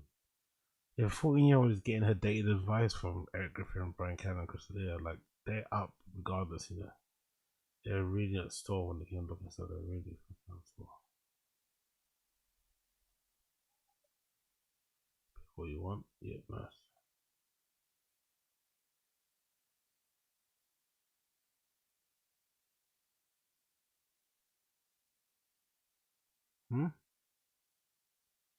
What happened there? Cool. Well, she's a hooker. Yeah, you're a all hooker. good with Congratulations, this? sweetheart. You're a hooker. Yeah. Congratulations. You're a streetwalker. Let's take a little break here because college football, my absolute favorite. It's not my fave, you fucking wanker. It's not my fave, you absolute fucking wanker. Cool. We're going to give it a bit of a break now. We're going to come back again in the morning, afternoon times. That has been day 2 of the marathon stream. Day 2 of the 31-day marathon stream. Day 2 of the 31-day marathon stream. Thank you for tuning in. We'll be back again tomorrow. Is there a UFC card tomorrow, by the way? Is there people in the stream chat? If you're around, is there a UFC stream chat? Is there? Actually, let me check myself. Is there a fight card tomorrow? Oh, there is. No, there isn't. There isn't. There isn't, right? No, there's no fight card tomorrow. Unfortunately, so I thought there was a fight card tomorrow. That's annoying, isn't it? But anyway, cool. Big up everybody in the stream chat. Big up everybody for locking in. Random show. Appreciate you. Day number 2 of 31. Day 2 of 31. Make sure you smash the like button before you leave. Subscribe to the channel. Follow me on all my fucking platforms and shit. Jump on the fucking Patreon because stuff will be added later. And I'll see you guys at the end, alright? I'll see you guys tomorrow. Tomorrow. But for now, take care, be well, and see you guys tomorrow, okay? Peace.